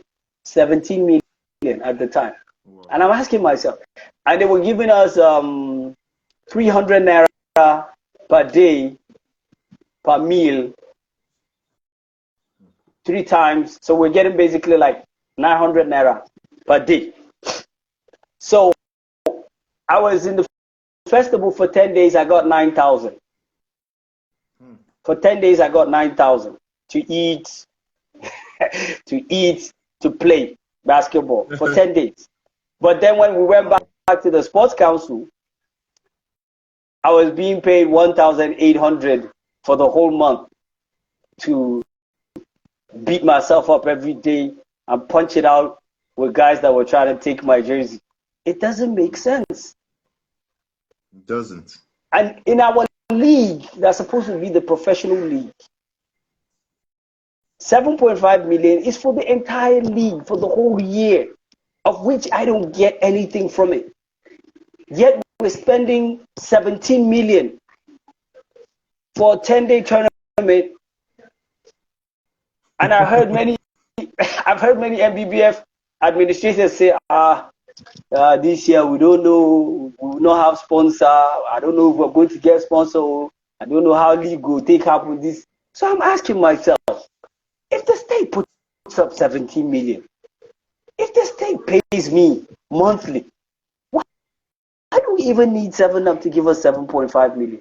If the state can spend 17 million in 10 days, why do we even need 7up to give us 7.5 million for the whole year? Deep. That's true. True. Tenwa, T. Our Yes, people are just not serious. So I'm like talking like, look, we had a minister recently. We had a minister. This thing is gonna go on air. I'm gonna still say it. I don't give a damn. The guy is a let's joke. go. It's Get a it. joke. It's a joke. It's only politics that would take someone who knows nothing about a profession, someone who has no qualifications in a particular profession. It's only politicians in Africa that do this. Someone who doesn't know what it feels like to go through a hard screen, somebody who has no idea of sports revenue streams, someone who doesn't know the difference between basketball and football, someone who doesn't know where the big markets or where the big money comes in sports. You take a journalist, you take a lawyer, and you make him a minister because he belongs to your party, and you have to find somewhere for everybody. It's ludicrous. It's a joke. Meanwhile, these same leaders will come and tell you, there's kidnapping, there's terrorism. We're trying to find how youth can be better off. It's a joke. It's a big joke. Honestly, So I can talk about this forever, but let's just move on. Okay. See, okay. I know, like, Wow. we've already spoken because I wanted to ask what are the challenges of okay. Whoa. I'm still on. My lights went off. You're Hold still on. Yeah, my lights right. just went off. Hold on. Give me All right. a sec. No problem.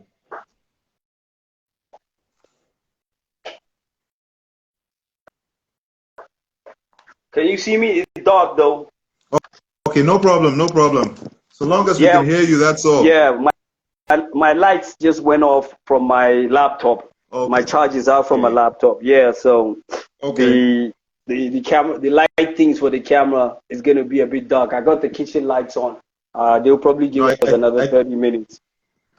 I think our audience have gotten already know what you look like, so you look pretty.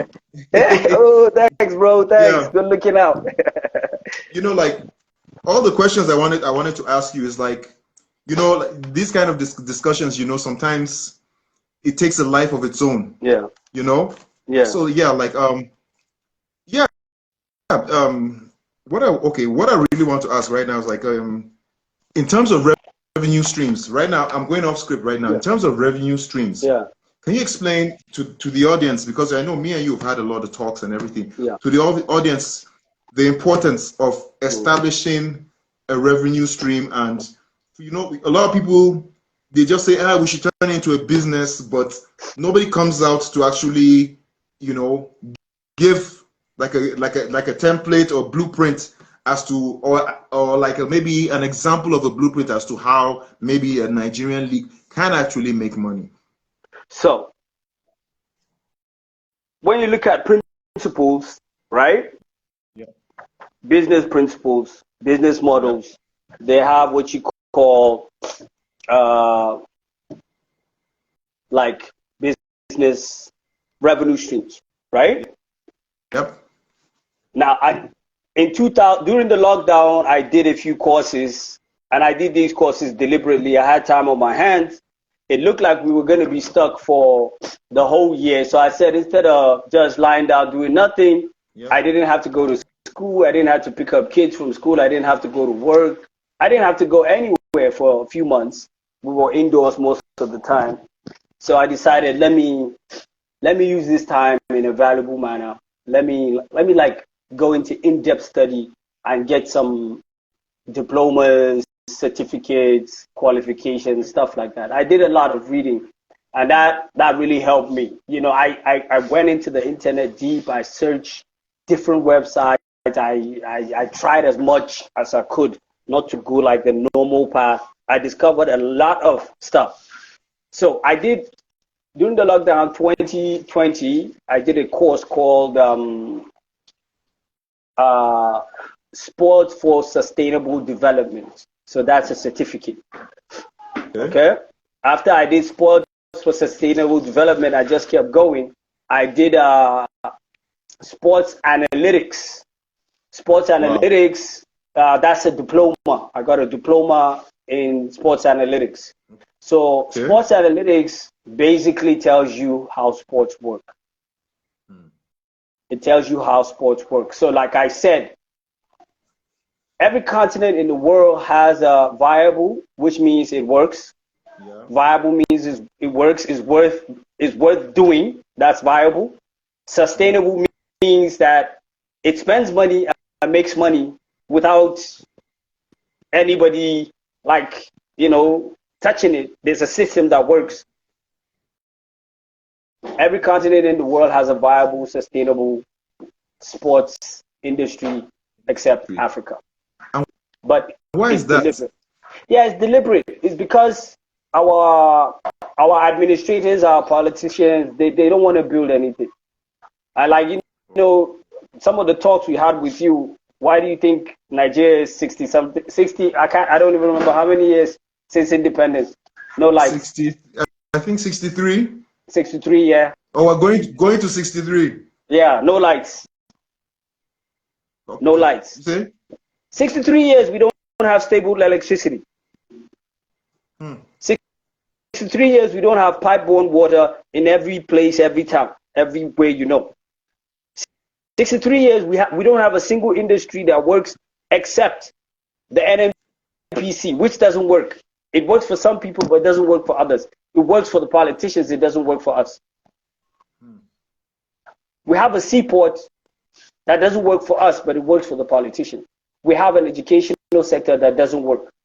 Because for the educational sector to work, you have to go to school, get your certificate, and get a job. That's what it's for. If I'd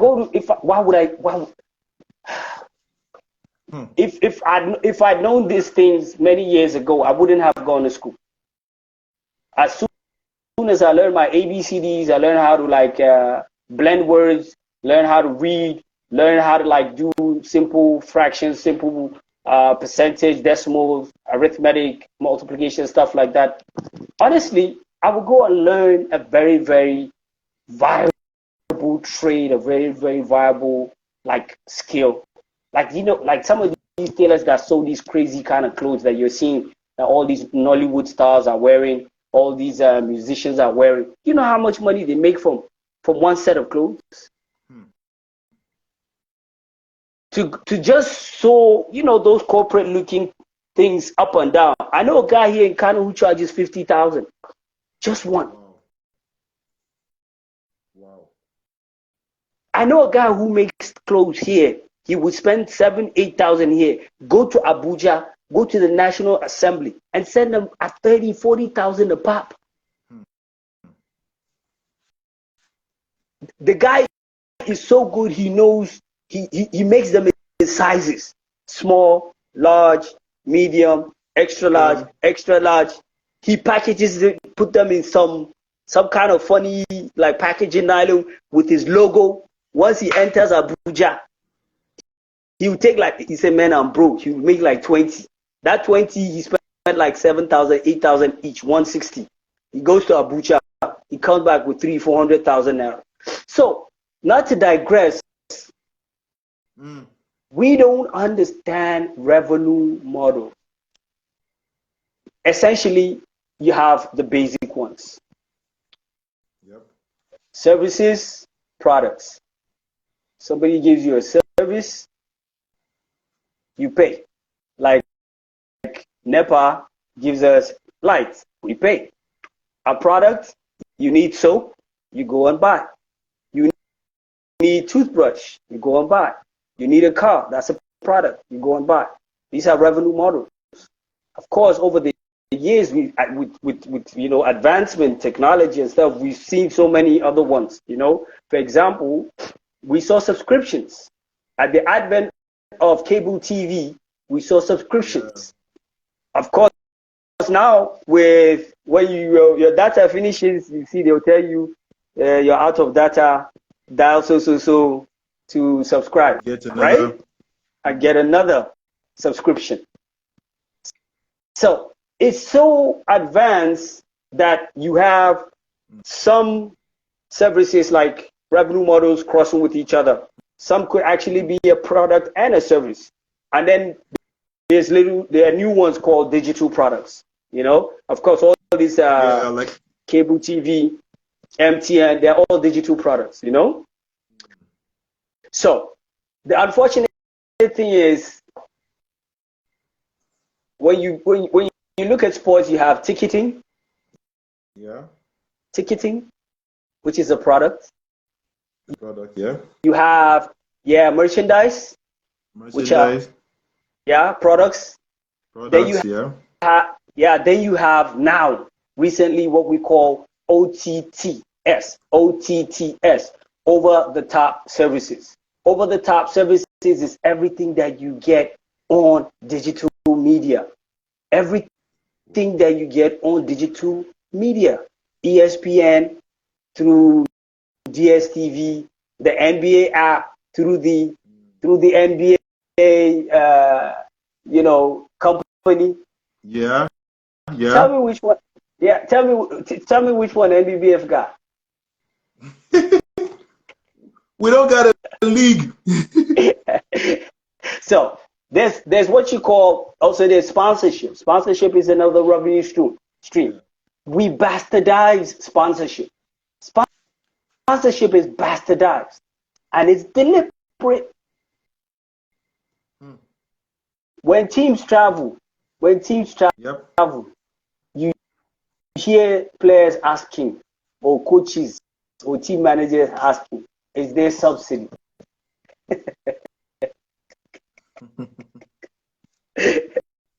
That's the worst thing to ever happen to Africans. Because you know what it means? Do you know what it means? Yes. It means you want some. Pardon my French. Excuse my language. Yeah. It means you want shit for free.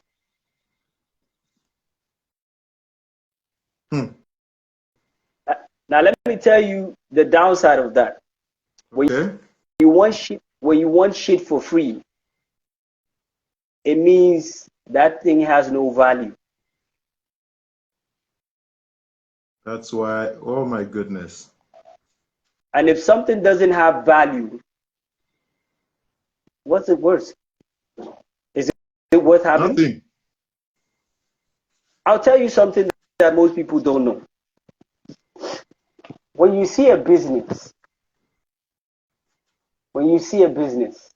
and there's no revenue model, or you can't figure out the revenue model, you don't know if it's a service, you don't know if it's a product, a digital product. Do you know what it is? Scam. No, it is a scam, yes, but you are the service. You are the product. Oh, oh, oh, oh. I didn't see that coming. Please, can you elaborate on that a bit? The reason why Nigerian basketball doesn't work, the reason why Nigerian basketball has not been developed properly so that people can benefit is because the reason why there are no revenue streams, there are no products, there are no services. You see, you need the revenue streams in order to make money, in order to be viable, in order to be sustainable, in order for everybody to get what they want, right? In order for players to get paid well, right? That's too hard for these lazy leaders. That's too hard. That takes an imagination. That takes integrity. That takes creativity. That takes hard work. So they make you the product. They make you the player, the service. They make you the coach, the product. They make you the referee, the service. All they got to do is go to the governor's office and tell him, this tournament that's coming up is very important. We need like 40 million. They say, why do you think Nigeria focuses on international tournaments? Just a few days ago, somebody sends me, like a letter, a printout with the MBBF, this thing, and they're talking about that if anybody is interested for his son or to play on the under 16, that they're having tryouts in Abuja and in Lagos, you can take your children or you can take yourself, but Are just you know serious? that I'm telling you, it's self-sponsored. You are in charge of your feeding, your accommodation, your transport, everything. Just come with your passport. So, what do you think? We went and we played. I coached an under 16 national team. I coached an under 16 national team under the MBBF. We went for a tournament. I'm embarrassed to tell you what I got paid as a coach, let alone tell you how much these kids are getting. At the end of it, it looks like they were doing us a favor by letting us coach the national team. What's the big deal about that? That's how you see, anywhere I go, my head is up high. I'm laughing, I'm smiling. There's nobody in Nigeria that played basketball during our time that can say Umar Bala wasn't good enough to be on any national team. But their biases, someone is going to say he's too small, he's going to be bullied. How come the guys here didn't bully me? Someone is going to say, he needs more experience. What more do you want me to do? If they want to knock you, they will find an excuse to knock you. They won't find an excuse to knock you.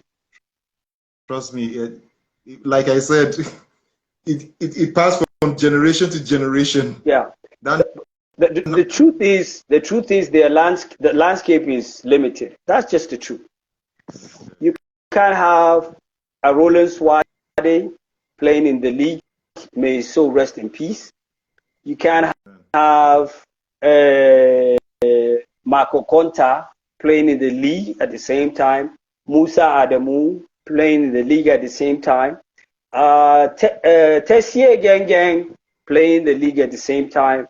Ogo Daudu playing the league at the same time. Mohamed Abba, Alexis Luga, and then everybody gets a shot. It's not possible. It's true. But it could have been possible if they had created enough opportunities.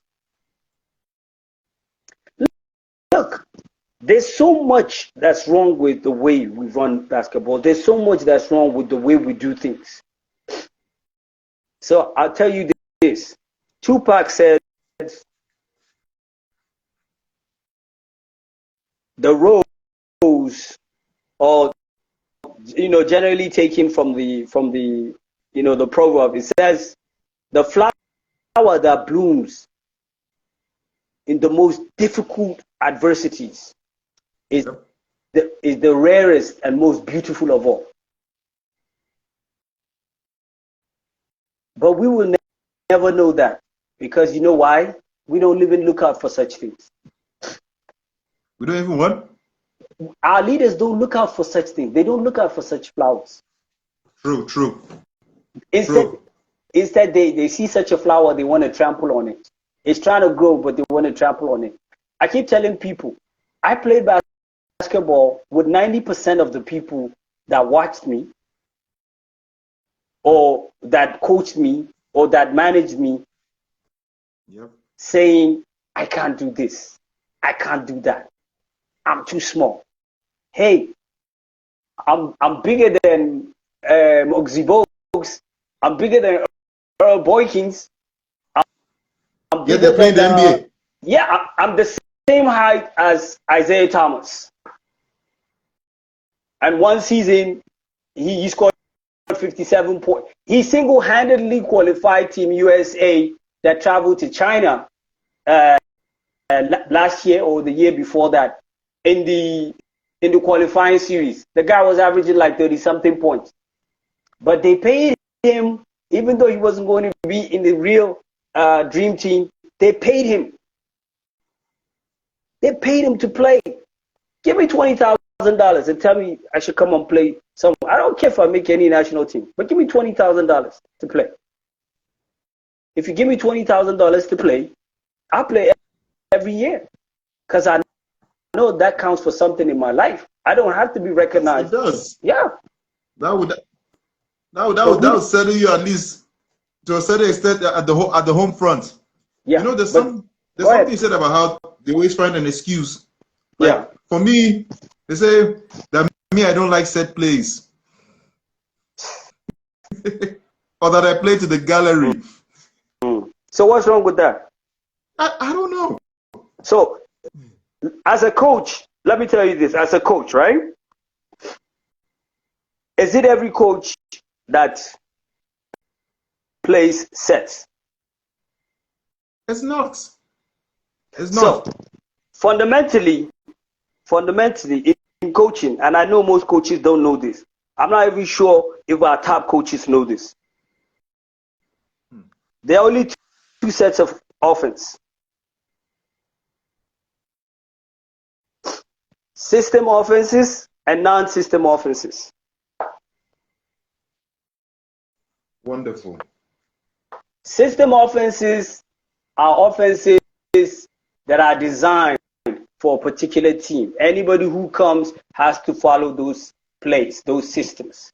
Like most schools, most teams in the US have system offense. Like the Spurs. The Spurs have Yeah. a play they call the hammer. Yeah. Like the Warriors, they play motion offense. Like Duke, they play horns. Okay. Some teams play stack, double stack. Double stack. Yeah. Yeah. Non-system offenses are Magic Johnson's Lakers. Magic Johnson Lakers. Give the ball to Magic, everybody run. Everybody just run, he'll find you. Sixers offense during Allen Iverson, non-system. Just give the ball to Iverson, let him create. Everybody get the hell out of the way. If he can't do something, this is our backup plan. For the Lakers, dump it to Kareem. He's the most dominant player in the NBA. Do a skyhook. Dump it to Michael Jordan in the triangle. He's the most dominant player in the NBA. Dump it to Shaq in the triangle. He's the most dominant player in the NBA. What are you telling me? Between those dynasties, how many championships do they have? What are you telling me? Which coach is a noodle head coach that said that to you? I don't care who it is. Really? It's a noodle head coach. Really? He doesn't know anything. And I know they can hear me. So let me tell you something profound. Over the years, I've done 36 years of basketball in Nigeria. 36. Yeah. I've done 42 years of basketball total in my life. 42 years. Very few coaches impress me. Tell me about it, Tell me about it, bros. So, there are coaches over the years who have distinguished themselves by doing something unique. Ayo Bakari. I have respect for him. Otanik Bagbe, former coach for First Bank. Yeah. Coach Toyi Shonoiki, Islanders. Nike. Coach OBJ. Some of the principles, some of the things I know in basketball, I got a simple principles. Yeah, simple principles, but great for team offenses. Great for individual players, right? It works. That's why ABU keeps winning. True.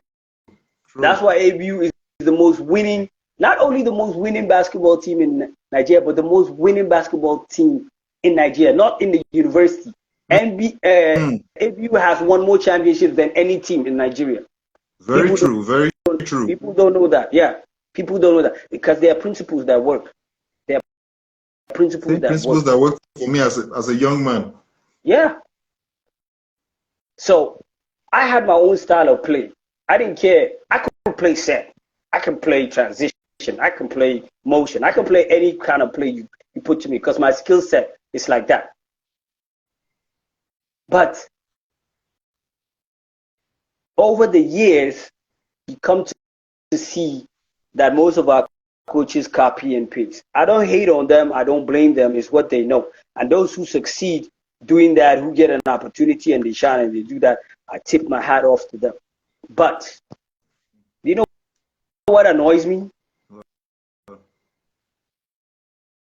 You have players who are good. You have players who are exceptional. You have players who are like phenoms. You have coaches who are okay. You have coaches who are good. You have coaches who, like set the bar at some point or did something at some point. Name one administrator that has impressed you. Yeah, these guys know it all. These guys call all the shots. These guys actually decide who plays, who's on certain teams, on certain national teams, where they don't have any prerequisites, no experience, no qualifications. Tell me how many of our administrators have gone for management courses in the NBA. Tell me.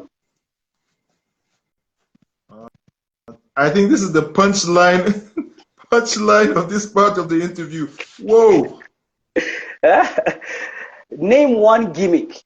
Name one gimmick that they've come up with that's unique, that's new. They have a cable in their house that they can watch ESPN1, ESPN. Some of them even have NBA TV channel in their house, so they can watch all the games, all the new games. Some of them even have NBA app on their phones. Some of them have these big dishes where they can watch EuroLeague going on. They will turn the dish, catch Europe, UK band. But these guys can't come up with something new, something unique for our basketball. Fresh. In 40 years, we've not signed one player on one team that the headlines go all around the world. We still play leagues and we play games and there are no press conferences. They did it in the ABL. Ugo did that in the ABL. They couldn't even copy. Press conferences after the game or before the game to get what coaches are thinking, to get what key players are thinking. How are you going to stop Tengwa today? Right? And Tengwa is seeing it, so he's hyped up. Now there's an open challenge. Now his reputation, his skills are on the line. Intrigue, drama. And people, they can't even build hype for games. They can't build hype for games. It's embarrassing. It is. It really is. Ugh. As long as basketball continues in this direction, as long as it continues in this direction, I don't see the benefits. The last time I was around a basketball game, involved in a basketball game in Nigeria, was 2018. 2018, 2019. Okay. These questions have been in the back of my mind for decades. I asked an MBBF representative and I said, they said no sponsor, so we're not going to have a league this year. And I said, I don't understand what you mean by no sponsor. I pretended as if I didn't know what the word sponsor meant. Then he asked me, he said, what do you mean, Umar? Like you don't understand I said, I know what a sponsor is, but I don't understand that we don't have a sponsor. So he said, yeah, 7-Up pulled out. You're still looking for somebody who will replace them. So I asked myself, I said, okay, I want to ask you a question. I said, I read in the paper that there's a budget for the Sports Federation. He said, yeah. So I said, I saw that football got 500 million naira. 500 million naira was allocated to football. Basketball has to be the second biggest team sport in Nigeria, right? Yep. I said, surely, what's come to was, if we don't get 500, we should get like 200. What's come to was, even if they don't really like basketball, shouldn't we get like 50 to 100 million? Meanwhile, 7-Up was just giving us 18 million. If government gives football 500 million, so he didn't answer me. So I did some research.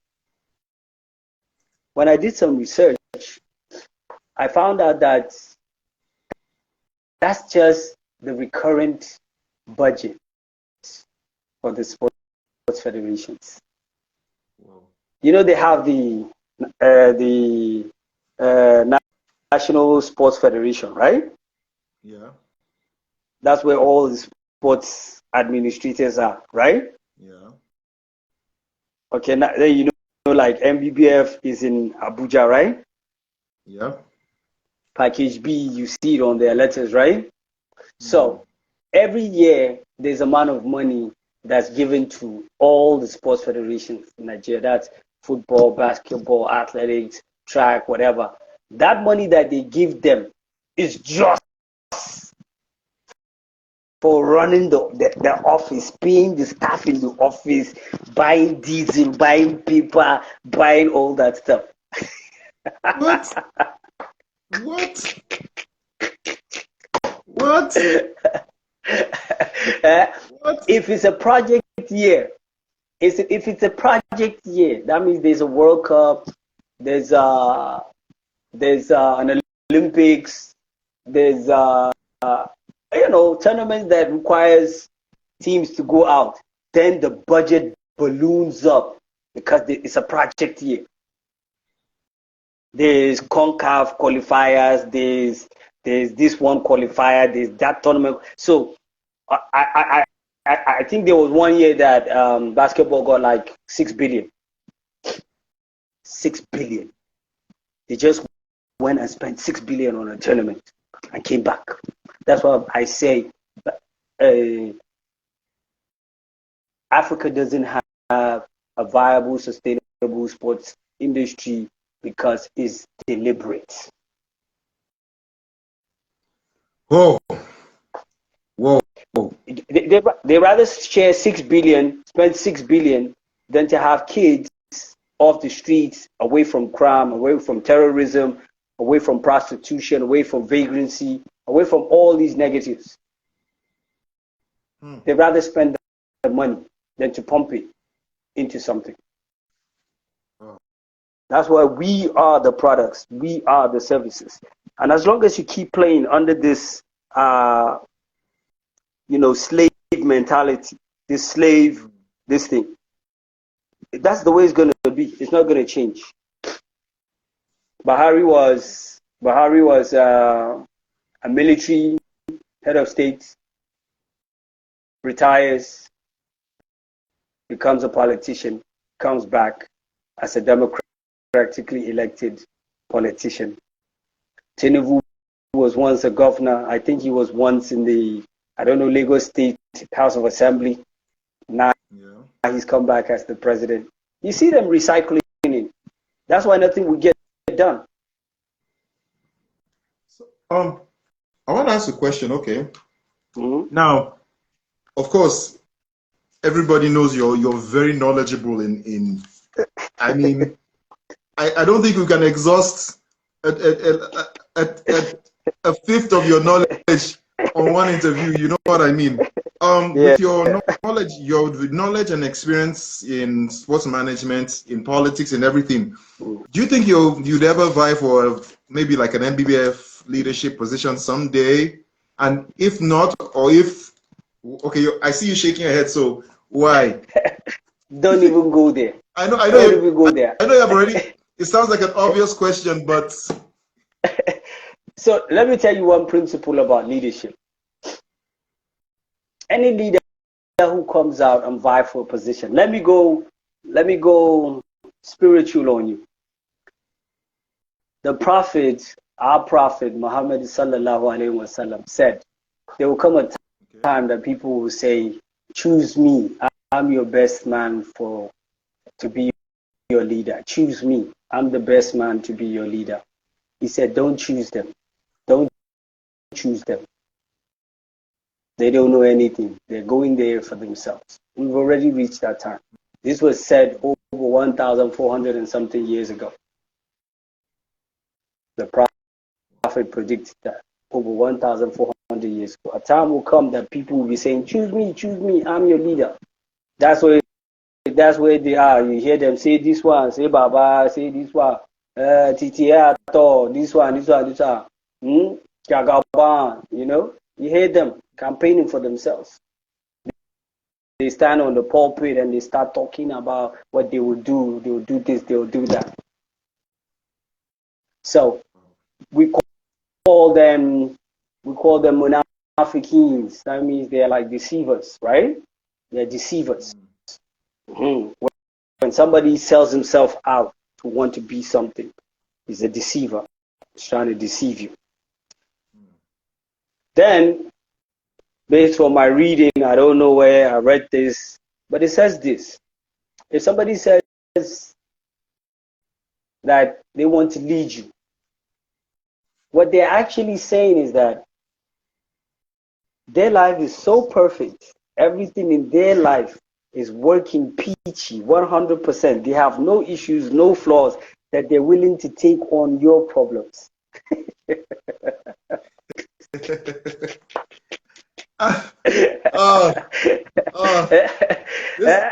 Don't worry about your problems. Class.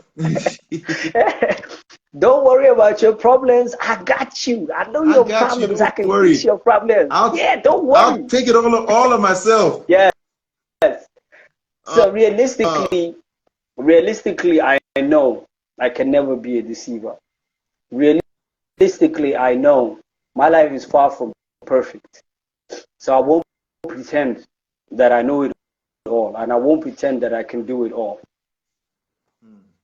And I would never be able to exist in a system that is not well established based on principles, based on rules and guidelines. And I teach this to most of my players in my academy, and I asked them, I said, how do you become a basketball player in Nigeria? Nobody can answer. I also asked them, when you retire from basketball in Nigeria, then what? What happens? I Please, can wrote you a just piece on Facebook. Yeah, go ahead. can you just can you just elaborate on this? I think this will be our last point before we this last part of for the players. I asked players, my players in my academy, I said, you come here, I'm not teaching you how to be a basketball player. That's my first speech. I'm teaching you how to become a better human being.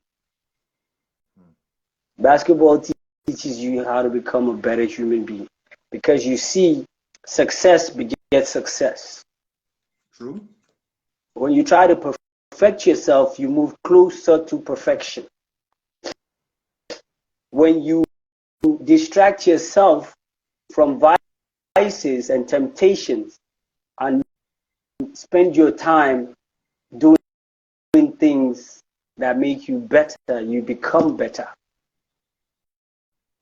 When you divert your energy from negative to positive, when you come on the court and you share high fives and hugs and bumps and dabs and laughs and excitement. Ah! Did you see that dunk? Yeah. That's positive. You can never associate with negative. So I tell my players, I asked them, I said, how do you get into basketball in Nigeria? Nobody can answer. I said, then when you play 10, 15, 20 years, as long as God gives you, and you want to retire, then what? What comes next? What do you do for the rest of your life? Nothing. You go around living on past glory, thinking that what you've done is something worthwhile, worth mentioning. You're just folk tale. You're just stories. That's all you are. I'm stories, your stories. Everybody that has ever done this game in Nigeria, we're all stories. And these stories will die with our memories. They will die with our memories. And only those kids or our children that were close enough to hear some of the stories, they can't hear all of them because it's something that brings on the discussion that the stories come. Nobody has documented his stories. So the moment our generation dies and the generation after us that saw us do some things, not all things, yeah, it dies. See, you just told a story about the first time you saw me play in ABU that I didn't know, and it's me. You just told a story that it's me, it's about me, but I didn't know because it was your story, it was your thoughts. If you hadn't shared it with me today, I would have never known. And for those people who watch this, if it's not for this platform and this opportunity, they will never know. True. But the moment I go, you go, and those who watch this go, it's gone. It's meaningless. So don't waste your time chasing empty pipe dreams. I wrote a story on Facebook. It's still on Facebook. I wrote an article. Sorry, what's the name of the article so that are we truly growing the game? You say? Are we truly growing the game? It's on our group page, Basketball Association of Nigeria. Okay. Are we truly growing the game? That's it. I'm gonna paste it on my page, please. Yeah. Share it with me. I will. Do you know how many people have like psychological problems because of basketball in Nigeria? You know, I just dropped an article about mental health in basketball. I read it. It's a good piece, great piece. I read it. It's a great piece. You captured some of my thoughts, but I have like a whole range of thoughts on that. I know stories that nobody knows. I know stories nobody knows. The last week that Roland Swade, may so rest in peace, the last week he spent in this world, he spent it with me in my house, and he was terribly sick. And when I saw what the system did to Swade, and he died, Swade,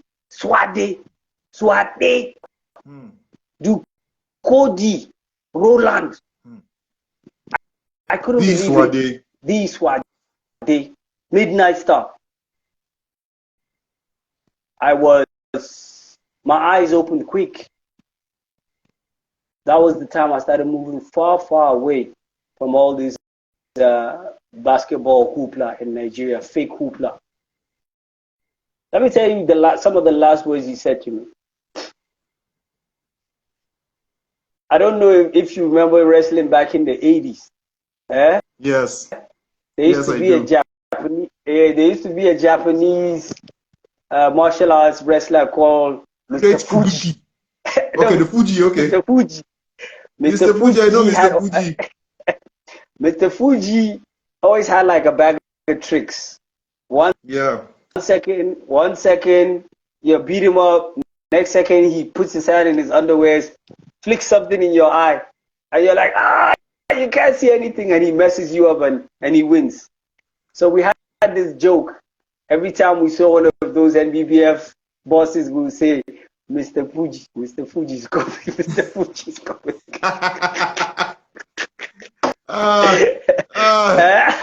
because because of how many times they scammed us, because of how many times these MBBF guys have told us things that were untrue. So I mean, Tengwa, it's crazy. It's crazy. Go on. I can go on forever. I can I talk know. about. I know. Huh. Coach Umar, I'm Yeah. so see the information you've given me. I thought I knew stuff. Like I told you, I thought I knew stuff, but I think we're gonna have like 5 more sessions of these, or even more. Oh You yeah. know, Yeah. I mean, right now we have to start choosing. We have to start choosing topics. I'm So please, I'm uh, very I'm very privileged to be part of this thing that you're doing, and I know we talked. We said so much. There are so many things in my head that I feel like I've said. There are so many things that I think I did not say. But overall, I yes, think there are other aspects. I want to talk to these kids and tell them not to take their school lightly. Want to talk to these okay, kids and let them know that life doesn't begin and end with basketball. And bro. I'm gonna be very, very sincere with a lot of these kids. I started playing basketball when I was 10. I started playing basketball when I was 10, so I started very early.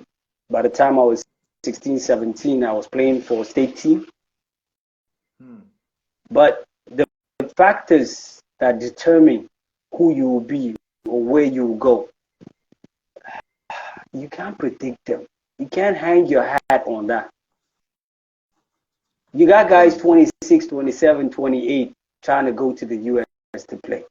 You got guys who started playing basketball when they were 20, when they were 18, 19, some 23, 24, trying to go and play in the US, trying to go and play abroad.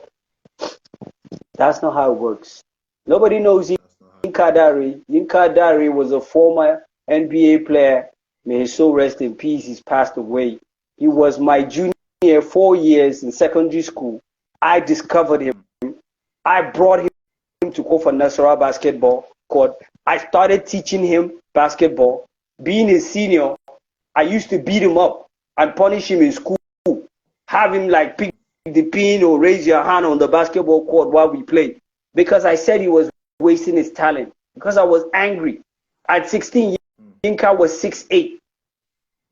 Wow. I tried to get him to play basketball at 16. He didn't play.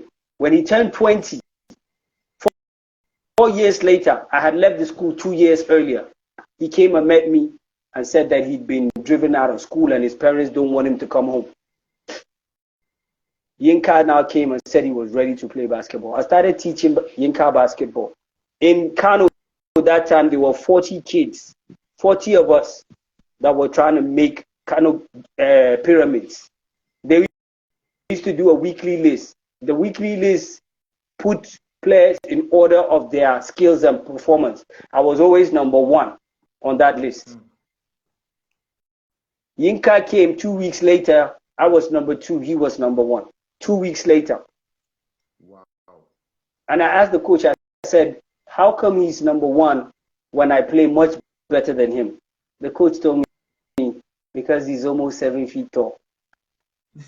I, see that point. I wanted to bring up. I wanted to bring up that point, but I think, but if we go down that one, but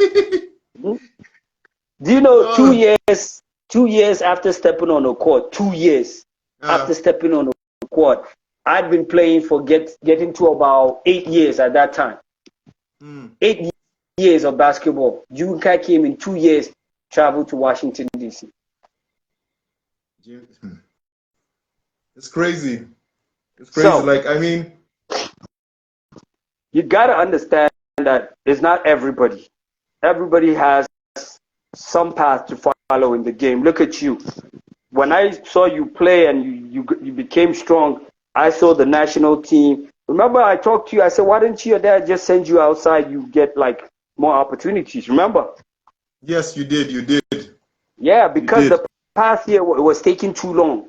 But you see, if you had gone out at that time, I'm sure you would have played in Europe. You would have played in China or someplace. You would have played. Yeah.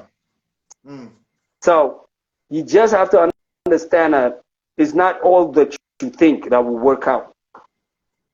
Very true. And the sooner you find something going, the sooner you develop other skills, the better for you.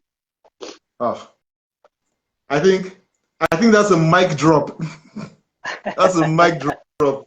Coach Umar, I'm so honored to have you on this. I mean, the information right here. I don't know if our audience can absorb everything at once, but see, it's such an honor. Please, thank you so much. Thank you so much. So grateful. And with this one, we're gonna start doing special editions. Yeah, you understand? Great, Not great. part of the normal. We're gonna do special editions. Great. Whatever you need, just let me know. I'll be more than happy to get on. I'll do my part, because what you're doing is a great thing. This is part of the marketing. This is part of the marketing of our sport. This is part of the marketing of the personalities. Somebody might see this and pick up interest in me or you and decide they might want to be involved.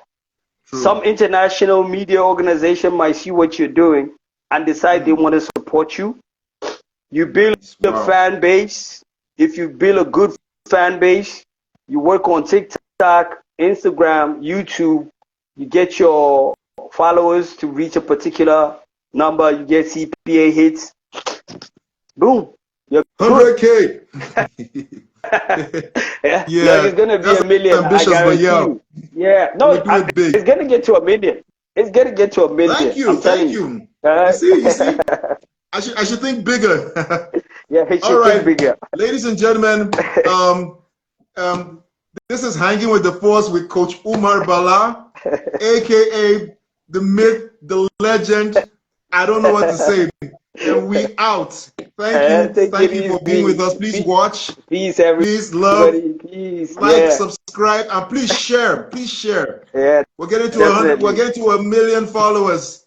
That's what's up. Peace. Amen. Good night, Coach. Appreciate it. Peace, bro. Take it easy. All right. I'll hit you up. All right. Okay.